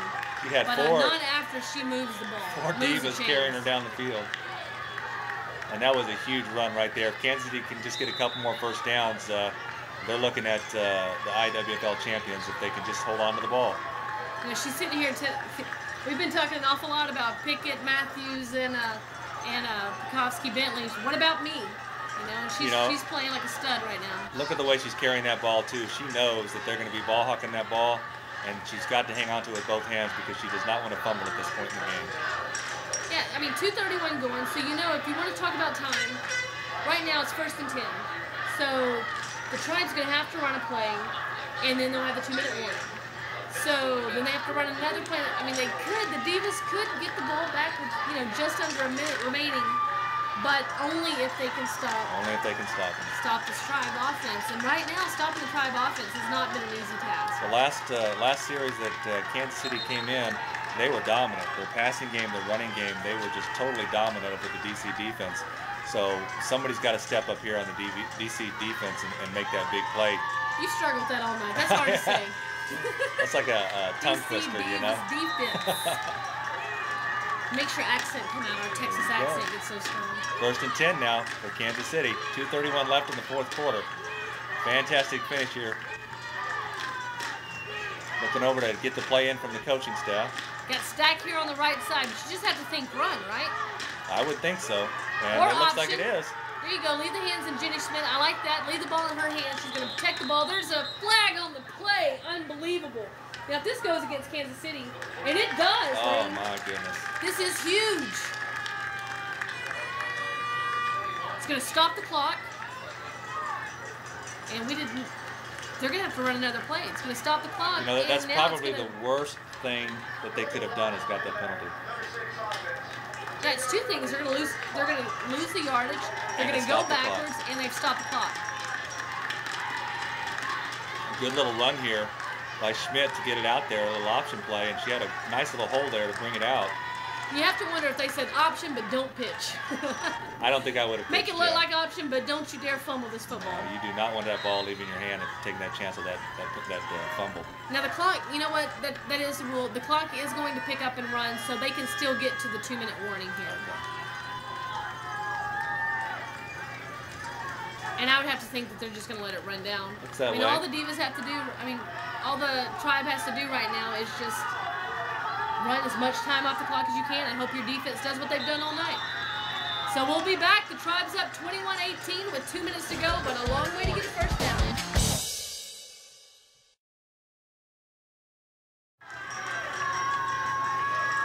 Two minutes remaining. 2 minutes remaining here. IWFL Championship. Kansas City up 21-18. It's 1st and 25. They don't throw the ball, right? They run. I agree. I agree. I would One think time they off run, that but, clock. you know, they have like this kind of clock managing passing game, though. And looks like Schmidt is going to do that. She was looking for the option again. Yeah, and especially if you got a running back like Graves, who's a big, powerful running back, you know, I would just give it to her and let her pound it up the middle. You know, I don't have in front of me how many, fumbles that Graves or Schmidt had on the season, but maybe it's just that Coach feels like, you know what, Jenny's going to take care of the ball. Divas call another timeout, and we hear sirens in the background, and you know what, it's definitely time for an emergency. If you're the Divas fan, you have to think, we need to call in and tell them, because they're in an emergency situation right now. You need to stop them from getting a first down and make something happen fast. Right. They need the resuscitation of that defense right now because a key stop here is the only way that they're going to get a chance to win this game. And you know, knowing last year you guys went into overtime in the Chicago Diamonds game, what do you think the thoughts on the offense are right now? Well, if you're on the field, you're fine. As long as, I mean, whether you're the defense or the offense, you're fine. It's the people who are standing on the bench, sitting on the bench right now, having to watch who are just having a nervous breakdown. Yeah, absolutely. But as long as you're on the field, you know, you feel like, hey, my destiny's in my hands. I can do this. I would much rather have my destiny in my hands. I agree with you on that. And that's what the Divas defense. She passed the ball. Wow. But you know what? It was a completion, and she didn't get out of bounds. So as long as you catch it, the clock keeps going. You know, I have no problem with that. With the way Campbell, she's been catching the ball tonight. Like I said, she's that great possession receiver. I can't say that enough and how important that is. But you get the ball to her, she's going to catch it. It's just like a running play because you know she's going to catch it. But you know, it's also the Divas are giving her a big cushion too. I mean, big they're respecting that. But 3rd and 18 right here. So if the Divas can stop them from getting a first down, yeah, it'll be less than a minute remaining. Kansas City trying to take every second off this clock that they can now. And you have to, but you know what? If you're Kansas City, I'm thinking you throw because they haven't shown me any reason to think they're not going to throw. And Graves isn't back there. She's throwing. She's looking to pass. Oh. She's going to be stopped. It almost picked off. Almost. That was. She is stopped. That's a question. Oh, there's. You know what? It looked like face mask all day, and the way Kansas City is celebrating, I think we're going to have a personal foul, Wayne. If that's it, that's probably the straw that breaks the camel back right there. Yeah, they can kneel. Oh, it was almost picked off. But yeah, you saw as she tried to intercept. Wow, there twice. It was twice in one play. Oh yeah, there's no doubt about it. That's the call, and you know that's going to be, like I said, that's going to be the nail in the coffin for the Divas. If this is a first down. Hillgrove who brought her down, but the original, we'll have to see again. This original penalty, I don't think is LaBelle. I think. Right there. Now that could have been. That was a head grab. But that wasn't the one I think that they're going to call. I think they've called that one right there, and that's against Drea Major. And I think that this is going to be. There's 2 flags. There's no way around. And you know, Stewart knows what happened right there, and she's just knows that this is probably the end of the game. She sees the yellow. Let's see the official. I mean, multiple fouls. Multiple. Personal foul. Face mask on the defense. That's a 15-yard penalty. Now, there may be a delay for the celebration. After the play, with unsportsmanlike conduct, number 7 of the offense. Oh. Yeah, she's furious and she slams the ball down, but you can't do that. But it doesn't matter because the most important part is they get to keep the first down. Yeah. And you have to think ball game. They're going to take a couple knees, and the Kansas City Tribe are going to win the championship. You know, that was a huge, huge play right there. It's almost fitting, you know, the Divas have struggled all night because of penalty after penalty, and looks like that's the way it's going to end. They're going to call a timeout, and we'll be right back to finish this thing up, where it looks like the Kansas City Tribe will be our new champs. Kansas City Tribe.